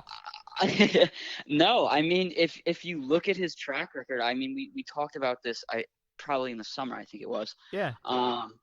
And we went over just how if you look at his different tenures between the Hawks and of course now the Bucks, they've always been this great regular season team when he's the coach, but when it comes to the playoffs, he can't get his players to perform to a level that they need to perform, and he can't. I think he gets outcoached sometimes too. Yes, but the thing is, if your team is the best team in the regular season and it's continuously happening, why are you getting outcoached every time? Like then that's just a problem when you come to the playoffs. Like that's just an issue that that he needs to resolve. I'm just very surprised just like with him and just I just don't have a lot of hope in him. So well, I mean I was gonna say they're looking like the top of the heap, like they're the top of the heap, in the East below the Nets. But again, we've seen them have electric regular seasons. Like last year, they clinched an East playoff spot or the first playoff spot, or they were first in the East, the fastest in NBA history, and they got ousted in the playoffs by the Heat, a team that nobody saw coming. I mean, obviously the Heat went on to the finals, but I don't think any NBA fan outside of like some kid that's an oracle could have told you that the Heat were going to do that to the Milwaukee Bucks. You can go back into my episode of my catalog of episodes on Spreading the Floor, and I would have told you, and I'm sure my co-host would have told you, Nigel, you could hear it, that we said basically, the Heat are going to walk in there. It's going to be a competitive series, but the Milwaukee Bucks are going to come out on top. It's something that continuously happens to that organization, and I don't know if adding Drew Holiday was the secret key that would unlock. That obviously is an improvement because I think Eric Bledsoe, he's a great. He's a little bit above average, I feel like. No, exactly. He's a good defender, but he's not a pure scorer. And Drew Holiday is one of the best two-way players in the NBA. I'm saying an elite defender, so I mean. Getting him there, we'll see. We'll wait and see if that was the key to potentially trumping the Nets. Again, it's a day-to-day league. It's proven that. I mean, through what we've seen now, it's a very early. I mean, everything should be prefaced by saying it's early. It's very early and so on. But even just throughout the early onsets, they've seemed that they've been on a little like an up and down little roller coaster the past couple games, with losing to the Knicks. But then, like beating the Heat by like 50. Yeah. It obviously that's just what happens sometimes in the beginning of the regular season. But I'm very interested to see if they can actually pull it off and make it to the championship. I want to see it, man. I want to see Giannis get that ring. I do too, but I obviously I want to see my Celtics get the ring first. But what are your thoughts on the Lakers? Two-peating this year? I think I don't want to say it's destined to happen, but I think there's a they're too consistent, man, and they reloaded. Here's the thing: the Lakers for me, Montrezl Harrell and Dennis Schroeder, those acquisitions were unbelievable. At the beginning of the, or I should say, at the end of the offseason, the beginning of the year, I thought that the Lakers had probably the best offseason. Yeah. I still would probably say that. I know that they forfeited a bit of defense, and that might look to, certain teams might look to kind of expose that. But Yeah. the Lakers, man, I mean, they were a consistent team even before they got some of the offensive firepower Yeah. that they have this year. I mean, Montrezl Harrell is a great big offensively. Yes. There's some questions I have defensively, but I mean, Yep. just No, offensive. exactly. Yeah. He's a phenom, right? So Yep. they took that offensive unit where you have, and we talked about this too on past podcasts, you have a guy in Anthony Davis and you have a guy in LeBron, where if either of those two gentlemen feel like they want to get hot during a game, you could pretty much, if you're the other team, you know what I'm saying, just count yourself out. That's a good Yep. bet. That you count yourself the out. thing with those two players is they can turn on the switch whenever they need. That's what I'm saying. So you add around that a team to a team that was consistent as hell last year. You add on to that other offensive weapons like Marc Gasol, Dennis Schroeder. Yeah. I'm saying, man, it's hard for me to envision a world in which the Lakers did not repeat. Now, again, there's a lot more parity in the league this year, so it could happen. I'm not, what's the word I'm looking for? I'm not taking that consideration out of the picture, but to me, it seems like that Lakers team is scary, man. I just talking about just the acquisitions of just the summer, and just Montrezl Harrell, that just brought me to another point. With the Clippers, with them adding Serge Ibaka, I think that was this is no disrespect to Montrezl Harrell. He's a great player, but I think that was an improvement that was of getting Serge over Montrezl. Yeah, Serge is more well-rounded. First of all, just because Kawhi and him have had this chemistry in Toronto, and they seem like they're very tight, which is good because I don't really know if Kawhi has a really had a great relationship with some of the players on the Clippers last year. And a lot of the Clippers players were kind of ticked off that Kawhi and Paul George were kind of getting this special treatment. Yeah. And I really think that adding Serge this is getting a little more deep and into the mental aspect of everything. I think it will add more chemistry because I think it will allow Kawhi to express just himself more, and open up more, and then the players can see that and they can join in with all that together. And Luke Kennard as well was a good acquisition as well. He's a good, obviously, 3-point shooter. Yeah, they strapped him down to a hefty extension. Yeah. So the Clippers are a team to watch out, even though they choked last year in the playoffs. I think they'll make it to the Western Conference Finals this year. It just depends on the seeding and everything. Because I mean, if the Lakers and the Clippers are versing each other in the second round, then that's a different story. But they're hungry. Especially coming off of that embarrassment. They're very ticked off because they have some dogs on that team. Patrick Beverly is he's just a ferocious pest. And he has just a dog mentality. Even though I think they need to improve at the point guard position. I think that's one of their weaknesses because Patrick Beverly, even though he's just a great player to have on your team, and obviously he's a good defender. But he's not a huge scorer, and he's not a huge scorer, and defensively he's not that technically sound to me. I think the reason, you said, he plays with a lot of ferocity, and that's why. No, exactly. He's not. That's what a lot of other people get caught up in as well. They all just think, he's just one of the best defenders in the league, and blah blah. Obviously, he's a good defender. But I think it's just the added thing of just that he's just in people's faces. Yeah. And so that's a lot of just, that's what persuades a lot of people's thinking of just saying he's one of the best defenders, blah blah. But Lou Williams, obviously, he can score. He's a bucket. He's a walking bucket. But Lou Williams isn't a starting point guard. And I think they need to improve in that area a little bit more. But they're obviously a team to watch. And I'm just stoked for this season, man. And Obviously, we talked about. It looks like it's going to be a very fun and entertaining season. Just with the 100%. amount of just players and just stars. And John Wall looks incredible as well. Well, I was one of the people. I want to call my I gotcha card here. Yeah. My co-host, shout out to him, had said that John Wall wasn't going to come back nearly half of what he was, and I said, dude, you don't know sports science. Yeah. If you know sports science, you know John Wall is coming back at 100%, and that's exactly what he did. So, Yep. I mean, I'm happy to see John Wall back at 100%. I mean, Boogie's looking good. You know what I'm saying? Yep. So Yep. it's great. It's really great. What do you think of the James Harden situation? I covered it last stream, but I'll for you real quick, Brado, and I'm sure it's not the same people listening, but Yeah. listen, like the gimmick's up, man. It's a players' league for sure, right? Yes. Like Big time. I understand that. I understand that certain guys are going to get preferential treatment. That's nothing new to me.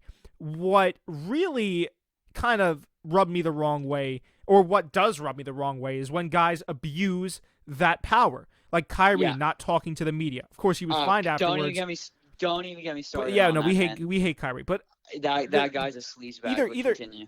the guys that either are enabled to take control or take advantage of that system, or feel like they can take advantage of that system, is where I draw the line. So Harden, I always like to kind of think about it in put yourself in Steven Silas's shoes, right? You just get this call up to be the head coach of a great organization like the Rockets. You're like, oh, this is sick. I'm gonna have Harden on my team. I'm gonna have John Wall, Boogie. We're probably gonna make the playoffs. It's sick. You know what I'm saying? Da da da da da. This is great. Oh, cool. You know, I'm finally like that. He was an assistant coach all of his career. I'm finally getting a call up. This is gonna be great. Exactly. Let's do it. Then you show up. Harden's like, no, you know what? I'm gonna go party with Lil Baby, and like, I'm not gonna wear a mask, and I'm not gonna show up to individual workouts, but I might show up for like a game in some time or whatever. I don't really know. And if you're Steven Silas, obviously, I mean, how I feel with that is, it sort of goes back to the last dance, with just Michael Jordan and Dennis Rodman relationship and stuff like that. Not saying James Harden is to the level of Dennis Rodman of just like how just crazy they were and just blah blah blah. But if whatever he's doing, like off the court, and he's, let's say, just screwing around and doing what you said, like just being like not mature in a way, and just not really thinking of just others, and just in the COVID world. But if he can come on game day and he can drop you 35, I don't see a problem with that. I see a lot of people saying that. I mean, I liken it to Antonio Brown in a way. Obviously, his antics haven't gotten up to the Antonio Brown level, but he has shown a level of selfishness that I think needs to be noted. Like, of course, that guy can come in. That guy could go to a let's just say an In-N-Out burger, right? 30 minutes before the game, stuff his face, have a gut by the time he walks in there, and still drop like 55 points. It's ridiculous. It's crazy. But where I draw the line is having a lack of respect for the organization around you. No, big time. And if you want out, I mean, that's only going to hurt your trade value. It's not going to help it. You know what I'm saying? Yeah.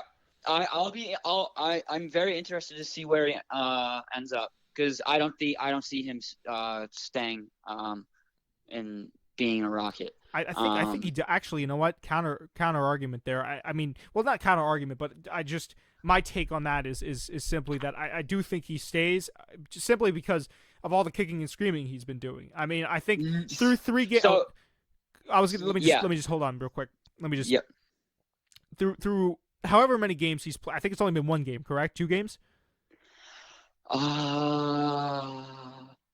He played against the Trailblazers, and then he just played against 2 games. Yeah. The Kings. However, 2 or 3 games, I think. Yeah. However many games he's played, I think he's slowly gotten accustomed to this, because it's a great Rockets team around him. It's by no means an untalented, just garbage heap of a team. I mean, it's a good team. It's a playoff team with him there. Exactly. And honestly, hot take, might be a playoff team without him there. I don't know about the West, actually. Might have to walk back that take. But point is, I think Harden sees that. I think he starts to get reeled in because the whole thing is he was not happy with Steven Silas. I think if he just gets accustomed to the environment, he might actually Yeah. end up staying. I don't know, but a lot hinges on him and where he goes. So I've thought about that other side.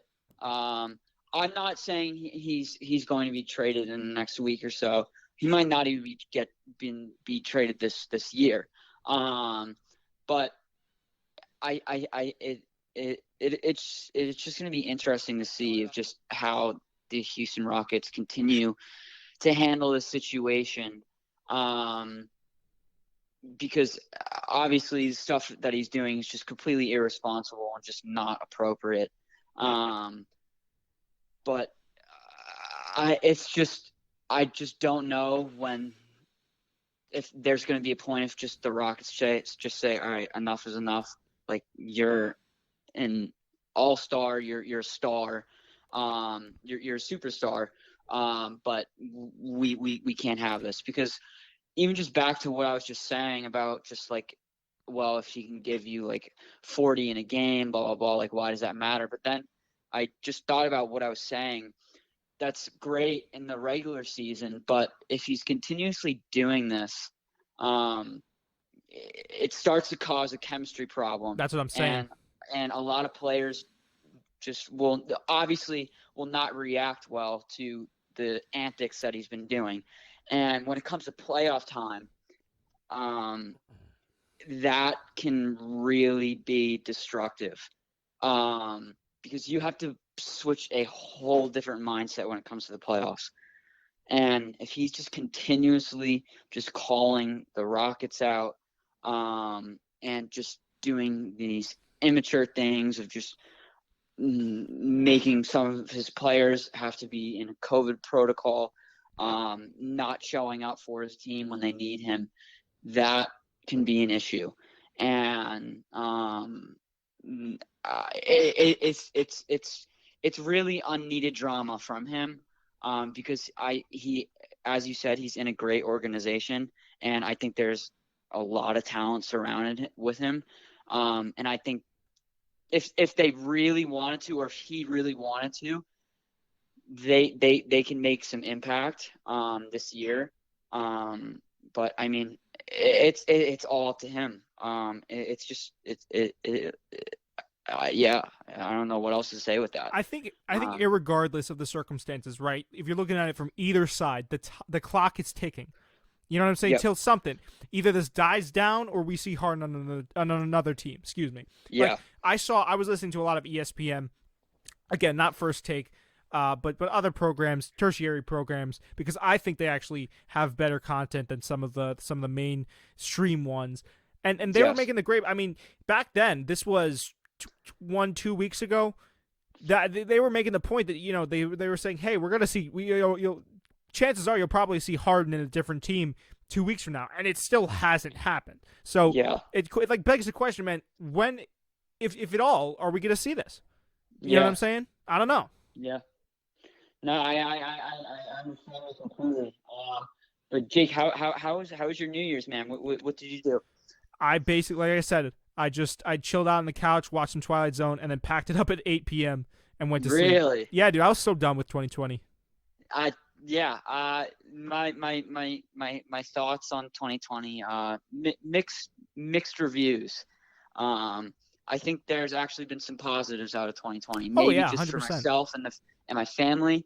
But obviously there's been a lot of negatives. But how I see just in life and just what everything I've been through. I try to focus on whatever there's a negative. I really think there's going to be no matter how big a negative is, just with obviously just different things that just go through life when you're just going through life. But with negative, just I'm kind of jumbling my words right now. Take your time, man. It's all good. Yeah. I really think that no matter how big a negative just comes into your life, there's always going to be a bigger positive outcome. And I really want people to try to look at the brighter side of everything. Oh, 100%. And I find people to kind of just get lost in just the negativity of just what's been going on in the world. And no matter what all the negativity has been just going on, there's actually been a lot of positive things as well. Oh yeah.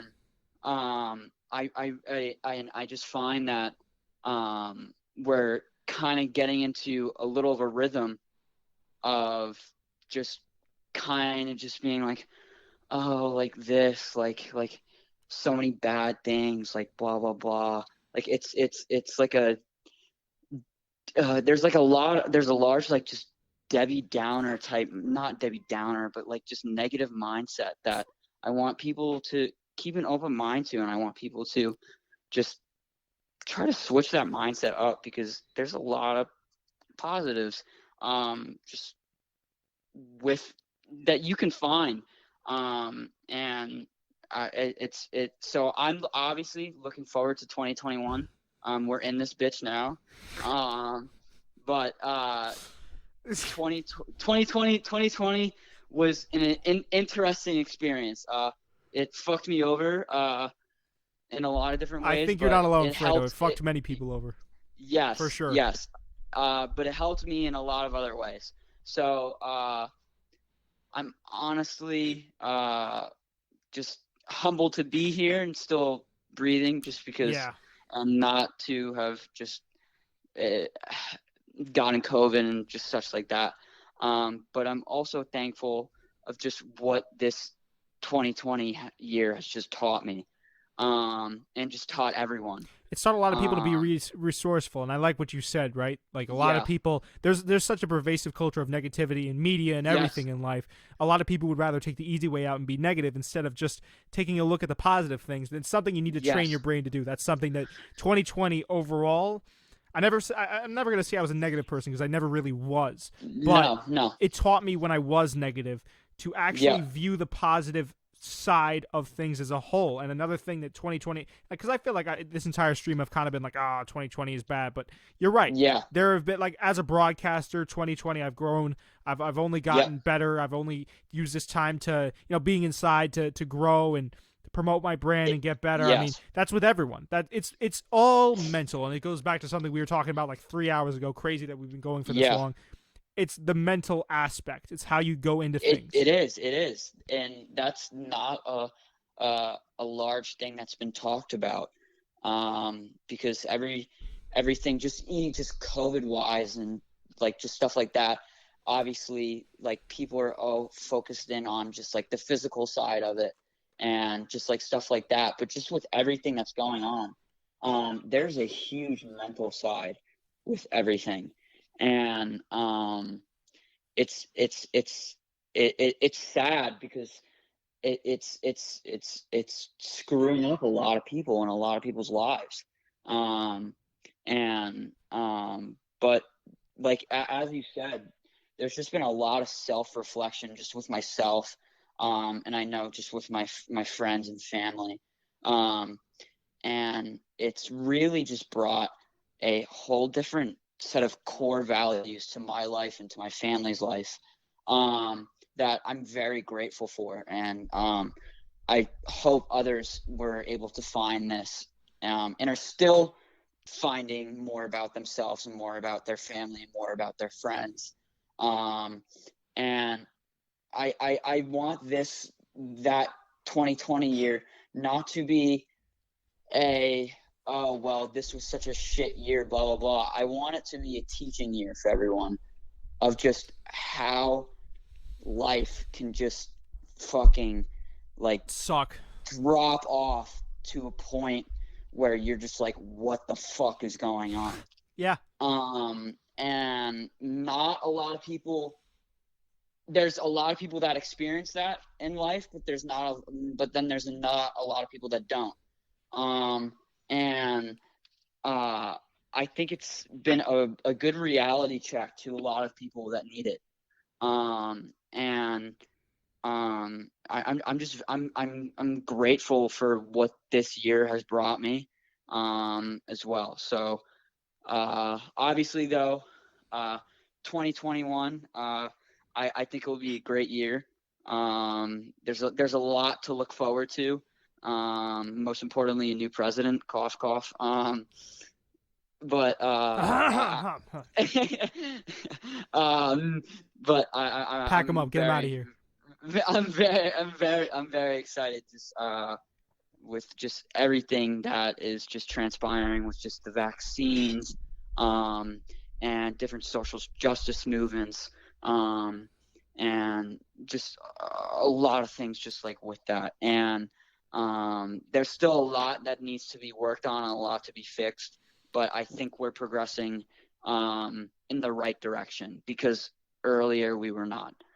And I'm very excited. So Well, yeah. let's hope you're right, man. I hope that the 2021 is way more positive than 2020 has been, and only, you know what, it comes down to us. So Yes, that's exactly. that's what It I'm does. hoping this show will be too, to a lot of people, is positive, and they want to stop in, say hi, just chill, chat. But yeah, you're right, man. It's all about 2021 is going to be about the mental aspect and taking control and taking ownership and just Yes, being more positive. exactly. 100%. Man. Yeah, no, exactly. But I could get into further things, but I want to get back to this college football playoff game. All right, buddy. But it was a great time chatting with you, as always, and I think I'm gonna be seeing you tomorrow, man. Should be. Hopefully. Yeah. I've been doing, exactly. honestly, I've been doing my part. I've been down here. Yeah, I know what you've been doing. I know what you've been doing. You're a great man for doing everything you're doing. So, but yeah, no, I will look forward to seeing you tomorrow. So, I love you, Jakey. All right, love you too, man. Congrats with this new other podcast.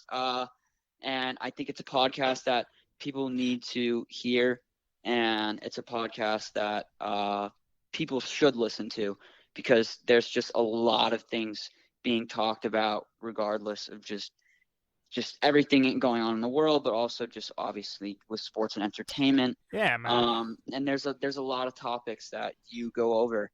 In a more positive light, that's what I'm trying to do. Exactly, but there's also no bullshitting in a way as well, that I think people need. And I'm very grateful to have you in my life, man. And just you too, God bless. Fredo. And I'll see you tomorrow, my man.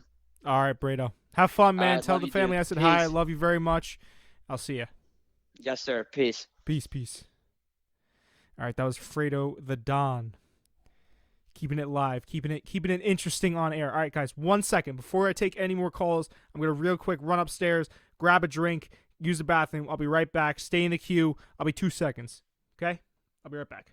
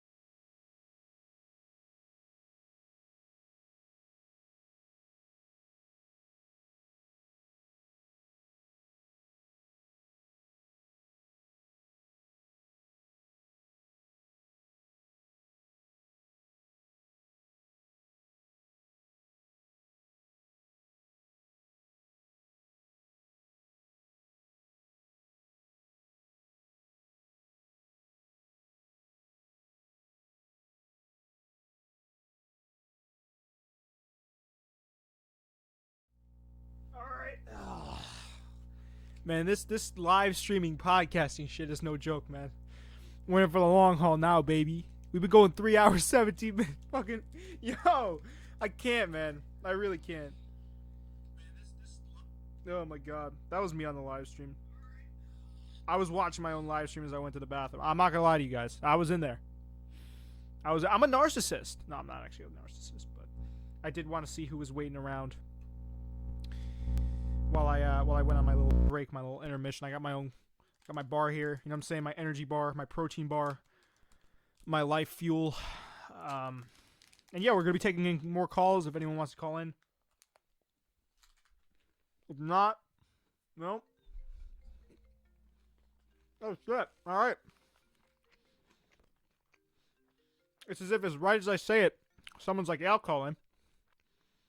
Call from Caitlin Vasquez. Oh, Katie. To accept, press 1. What's up, Katie? What's up, man? How you doing? I'm great. How are you? I'm doing better than expected. I think I'm doing good. 2021, starting off nice with the I the must live say, stream. you know, yeah, for sure. Watching these past 3 hours, I mean, I've been sticking on pretty much the entire time, and you know, you can really conduct this whole thing on your own really well, and I have to congratulate you on that. But also, you as an interviewer is really entertaining and educational to watch. So, big congrats on that. She wasn't lying, you know, when she said that you have a true talent for it. I think you really do. So, I really hope you keep going for it and keep at it, because you're really something. I gotta tell you. Thank you. I appreciate the love. You got, everyone's been calling in, showing love, talking. I appreciate. But listen. You say that I've conducted this great on my own. I literally could not do this if people didn't call. Well, I guess I could. I might be able to do it for like an hour 15. No shot I could do this for 3 hours, 20 minutes if, Elizabeth didn't stop in for an interview, of people like you, Fredo, Max, the other Max weren't calling in and talking. So I appreciate you guys sticking along. And, listen, for you to be listening for 3 hours is ridiculous to me, because, I personally, I can't, as I was talking about earlier, I have ADD, so I can't, you know what I'm saying? I can't listen to anything for more than, if I'm really engaged with a podcast, I'll listen for an hour, Like that's, and I'll come back if it's 2 hours, 3 hours, but yeah, I really appreciate it. Yeah, no problem. You make it easy, so it's really on you. But yeah, I think it helps that I know you a bit, and it's been fun to kind of see how you've grown to this point, and how you've been able to so fluently conduct your thoughts. It's really something to compare middle school, high school, elementary school Jake to now what you're doing, and what you've accomplished is so out of this world. But I really like how you conduct things here, and you keep it real. And I like the whole open concept of being able to call in, and I think Twitch is working out pretty good for you. I wasn't able to catch the last show too much, but I think Twitch has been a good platform for you so far for these past 3 hours. I think it'll be the go-to. But yeah, you're right, Katie. If you want to give the people at home a detailed description, because I kind of remember what I was like. Honestly, I only have myself to go off of what I remember, and I remember listen. I always tell myself it's funny that I want to go into this field of interviewing or broadcasting or doing whatever, podcasting, live shows, because quite literally I had, let's just say the way I would enter a conversation was kind of just crashing in. It was never organic. It was always, I was well, you could probably categorize it better. I was always aloof kid, I think. Yeah, sort of. I mean this with all the love in the world, but you did have that kind of personality where instead of a natural conversation, I think that it's not even on your part, but I think where we grew up, I don't necessarily think that, we were afforded an opportunity to kind of conduct a conversation like that, to be our 100% true selves. Because I've always known you as someone to not be fake. And I think that's why we may have been targeted in ways that other people weren't. Could be. Because we kept it, real and open. But yeah, you definitely, I could tell you that now more. I definitely see how you've grown in the way that you talk to educate and to listen to other people, rather than just to put a word in, any word at all. You actually, I see how you put true thought and feeling into what you're saying now. And as a first of all, as someone who's a friend and someone who is not like an audience member, I really appreciate that from someone. So big props to you for that growth. That's so evident. I appreciate it, Katie. Well, it's been a while since we've also. I mean, I've talked to you here and there, but after high school, we really haven't. You know what I'm saying? Like to sit down and have a conversation. Yeah, is like it's been a while. It's been it must have been what? Because I'm in my third year. We're both in our third year, right? Yeah, right. Yeah. God, time has flew. It must have. It's been probably 3-4 years at this point. Yeah, probably. If at least, yeah. Man. Yeah, no, I mean, a lot has changed. This is also the product of a lot of work and sitting down here and just talking to nobody for 10, 15 minutes a night. That's also been kind of. Right. I mean, because when I started this, I was unbearable. Like I couldn't listen to my own stuff. Now it's definitely a little bit more bearable for sure. Like I can actually go back and listen to my podcast and give myself critiques. But at the start, I mean, I don't want to say because I don't think I ever talked just to talk. But actually no. So you know what? That was one of my problems growing up. Is I think I felt the need to fill up silence with filler when right. I wouldn't necessarily didn't need to. You know, it didn't necessarily need to. And a lot of people, I think, because a lot of people from Putnam, and I won't name any names, but we could probably. I mean, we both know who we're talking about. A lot of people, the way they operated in high school was filler. So when they felt someone kind of coming in and trying to, I guess, simulate that, it wasn't, like you said, it was not a conductive environment to actually have, to showcase personality. Right. It took me a while just I can't imagine people who switch school districts, all the time. We had other neighboring schools that split into different high schools. And even being with the same kids, I came in elementary school a little later than everybody else. But just even, through the elementary school, through high school process, it took me, a decade almost really to be able to form true friends based on, true conversations and values that we shared rather than, like you said, just having that opportunity to speak and, feeling like, oh, I can speak now, I have to come up with an idea that I have to talk right now. It doesn't matter if I'm, truly into this conversation, but that's how it goes when you're surrounded by a bunch of people who, are maybe feeling that same way. So I don't necessarily hold any grudges or blame those people, but, I've moved on and grown and, I wish them the best of it too. I wish they grow too.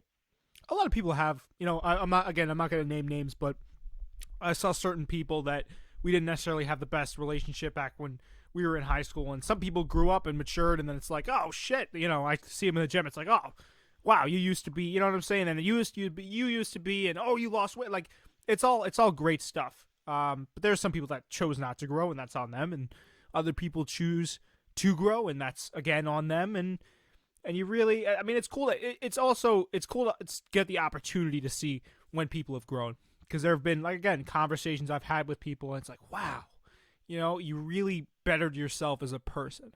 You didn't just you maybe identified what you were doing and you worked on it. Exactly. And all I could really do at the end of the day is wish that for them. Like I can't force anyone to do anything. At the end of the day, a big, theme of, this show right now, these past 3 hours has been that conversation of, expectation and how to keep your expectations not only balanced, but like realistic. Yeah. So I can't sit here and, force anyone to do anything. I can't force anyone else to see me in a certain light. I just have to, hope for the best and work on myself and really how I want to conduct things.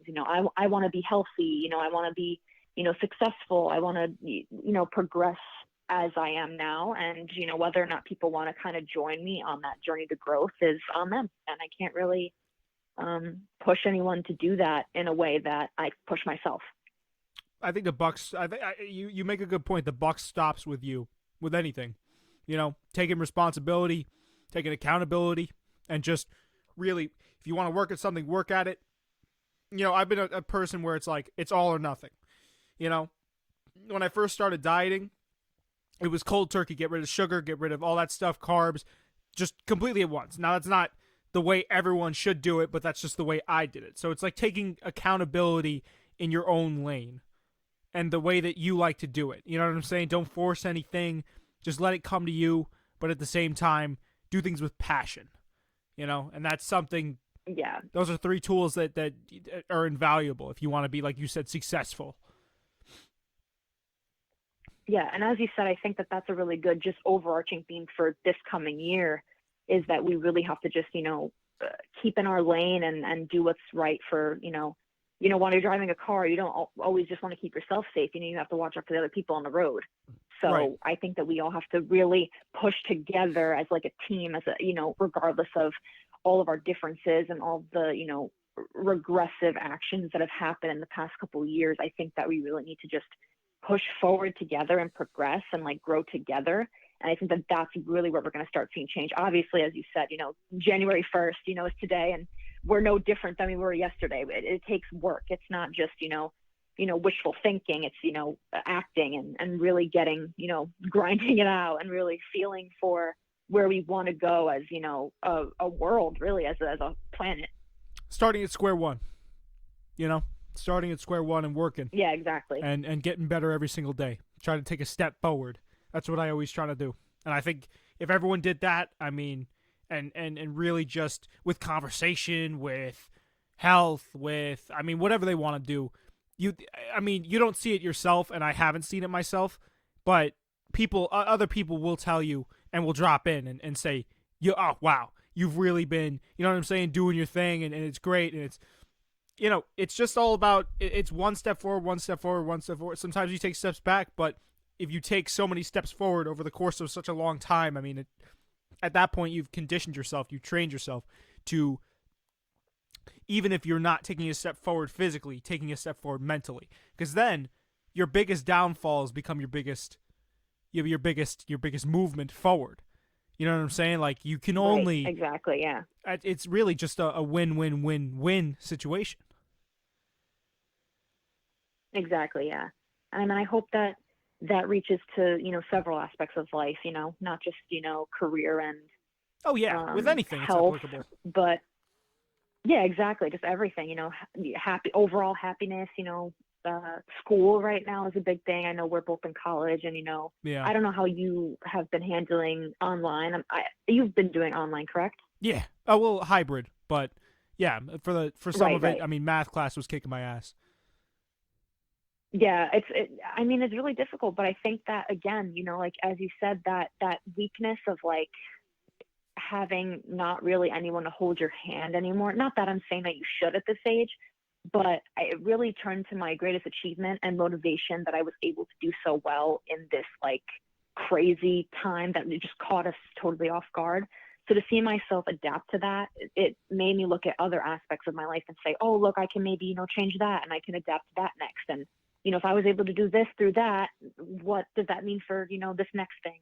So I think that that's almost like a beautiful thing within all this chaos, is that I've been able to look at myself and say, like, I'm still going though, I'm still doing it.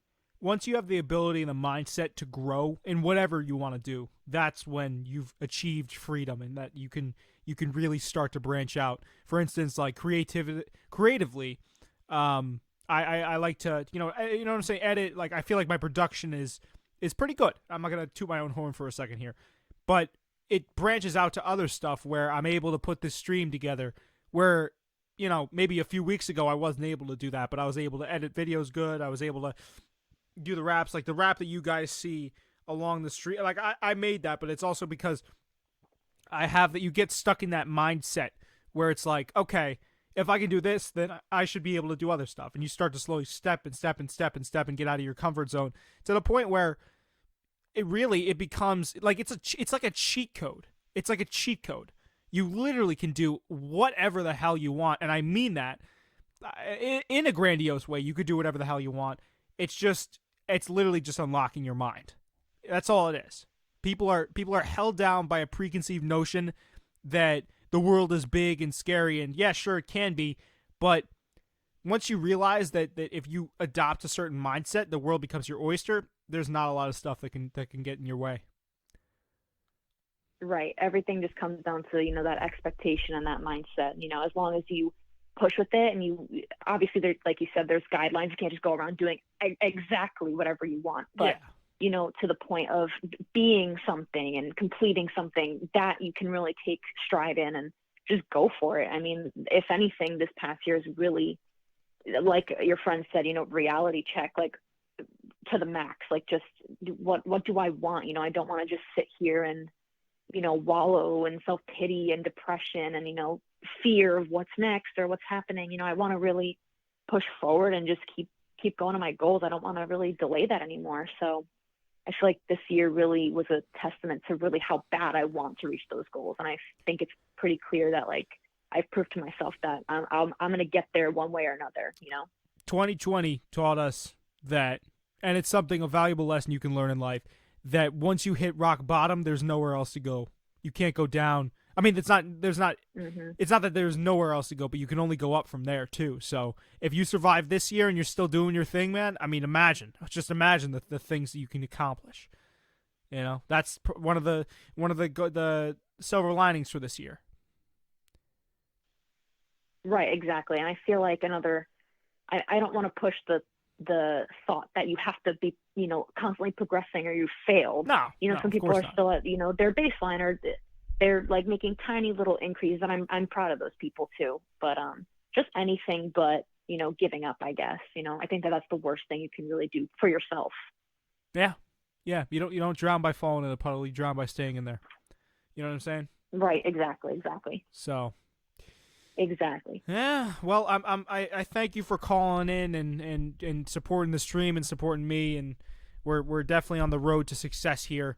Like I said, trying to get better every single day and doing this, and man, we like going for 3 hours 30 minutes. I never thought I could do a podcast for that long, but we're here. You know what I'm saying? Sometimes it happens by accident. Progress. Yeah, man. Yeah, exactly. You got it. Just keep going. You have people here clearly that care, and it's only going to grow with, you know, your hard work that you put in. And it is evident how much hard work you put in, you know. It's very clear to see that from a audience perspective, and it's appreciated. I appreciate you, Katie. Let me know if you know what I'm saying. My phone line's always open. If you want to talk, hit me up. I know we got to talk more, just in general, because I haven't heard from you in a while, and I know it's because school and like obviously COVID and everything, but don't hesitate to reach out. Yeah, sure. If you ever need anything, you have my number, and if you're ever in the area, hit me up. All right, perfect. All right, have a good one. All right, peace. Oh, did I cut her? Oh, sorry, Katie. Didn't mean to cut you off there. I'm terrible with that, with the phone lines. Well, you know what? Since I want to push myself, we're going to try to make it to 4 hours, and then I'll probably close it up there. So that's another 25 minutes. If anyone else wants to call in. If not, I want to see what I can do solo here. Yeah, I mean, great stream. I think Katie made a lot of very valid points. I mean, the 2020 has been a year to test anyone. You know, it's been a year that will make, let's just say, could make anyone break down, but has made everyone stronger. I think each year has its test, and each year has its lesson. That's 2020's lesson is. Shit can get real dangerous real quickly. The rug can be pulled from under you real quickly, and you got to be prepared to handle it, and you got to be prepared to live through it. So, yeah, definitely got to keep progressing here. What else can I talk about? We talked about sport. I mean, we covered damn near everything on this fucking podcast, man. Covered progression, growth, sports. All the bowl games were today. I didn't watch those. I'm not gonna lie. I'm really looking forward to Ryan Garcia versus Luke Campbell. I think that's tomorrow. If not, I mean, I missed it because it's streaming at 3, so I'm definitely going to catch that. Real big boxing guy. Real big MMA guy. You know what I'm saying? Fight sports. I wrestled in high school. Wasn't that good. Katie knows. You know what I'm saying? I was getting pinned a lot. Yeah, so we got that to look forward to. I got the spread and the floor beanies coming in. Gonna probably open up a clothing line for that pretty soon. Maybe even open up a clothing line for this show. I already have the logo made. So yeah, I don't know. You know, listen. Podcasting is fun. Podcasting is fun, and I think also too, we could talk about this for a second. Podcasting as an art form has grown exponentially. Like I cashed in at just the right time for podcasting because this year alone, Spotify. actually last year into this year, Spotify spent $605 million on podcast acquisitions, like the Joe Budden podcast I listen to a lot. They were bought out by Spotify for, I'm not sure, I know it was a 7-figure contract. Shows like that, shows like Joe Rogan got a big bag to do a podcast. I think Spotify paid him $500 million, or something crazy like that, or $200 million. $200 million. I'm bugging the fuck out. I said $500 million. Listen to me talking, man. This is the fatigue coming in now. I'm doing good though. We're fuck it. Let's get to 40 minutes. Let's get to 4 hours. But yeah, no. So Joe Rogan, guys like that are getting offered I know The Ringer, that network got acquired by Spotify, so it's only growing, man. It's growing along with me. And there's also a lot of drama. Like, I know some of the people in here might not. I don't know if Katie listens to the show, not just because you're a girl, but I mean, listen. Pardon me, Katie, but I'm gonna be misogynistic for a second here. I don't know if you've listened to Call Her Daddy. Well, that's not even being misogynistic. I just know that's popular amongst a lot of women. It's a podcast for women. I've listened to some of their stuff. It's not really up my alley, but they had that whole beef happen, right, with Alex, and then Sophia split off. Am I remembering correctly? Sophia? Yeah, Sophia. That whole debacle happened. Yeah, and it's been great. Like $1 million worth of game got picked up by Barstool's another big player in the game right now. As a girl, it is not up my alley. Yeah, I don't know. There's not much substance to that show, honestly. I find it to be very dry. Like, something that I try to do on mic is never cap on the track, basically. Like, spit the truth. That, to me, is the opposite of the truth. I know they script their show heavily, which is something that some podcasters will do, is they'll script out. I'm not sure if it's interactions, but it's definitely, there's dialogue that gets scripted out sometimes. I personally, I think that goes, I'm a podcast purist. That goes against all of what I think a podcast is. So I don't partake, and I don't necessarily enjoy shows that partake in that. But I know that was a cult hit amongst a lot of women in our age bracket, and my age bracket at the moment.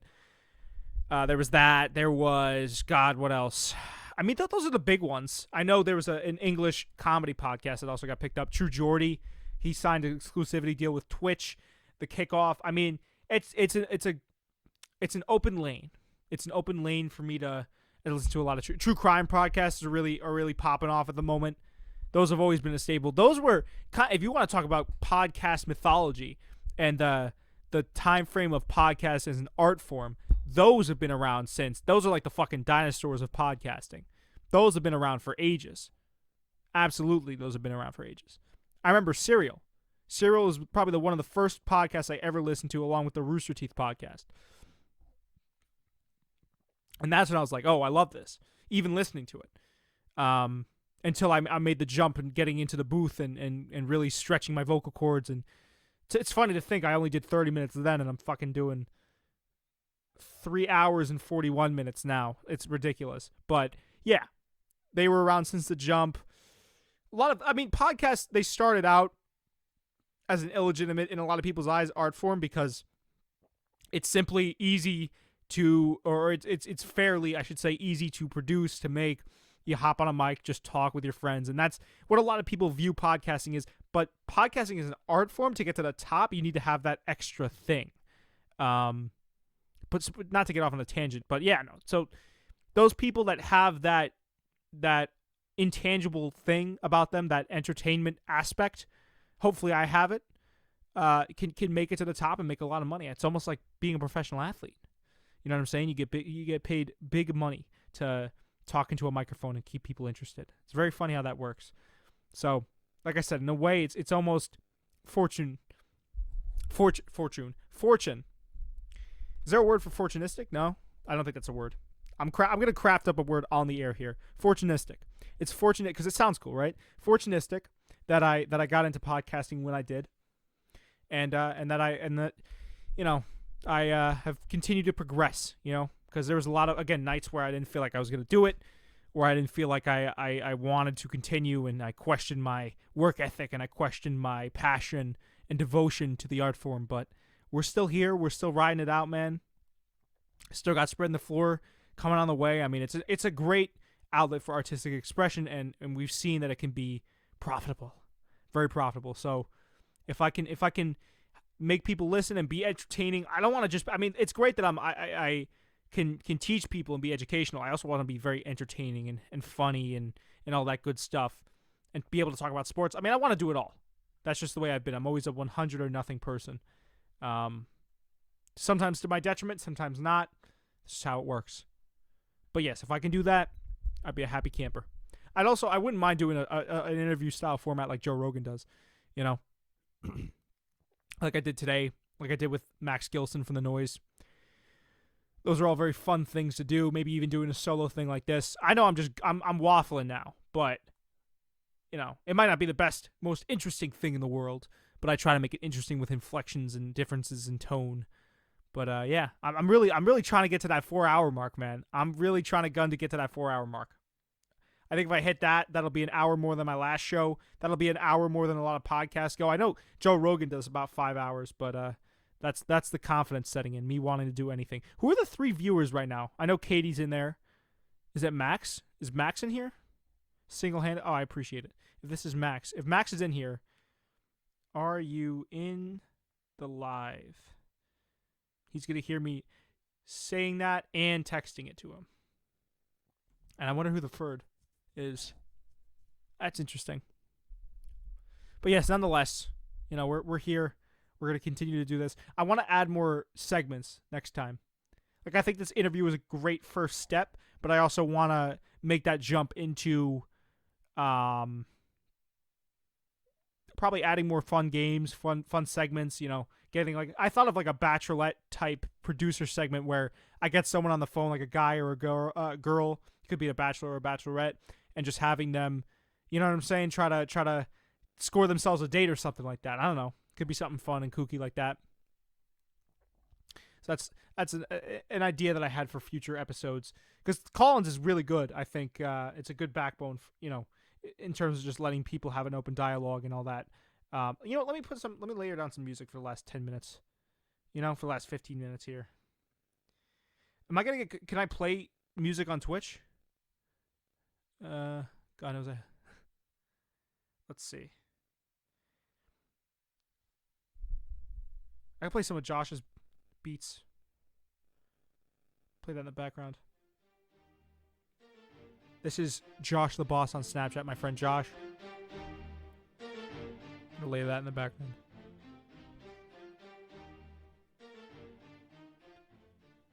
Alright. But yes, so what was I talking about?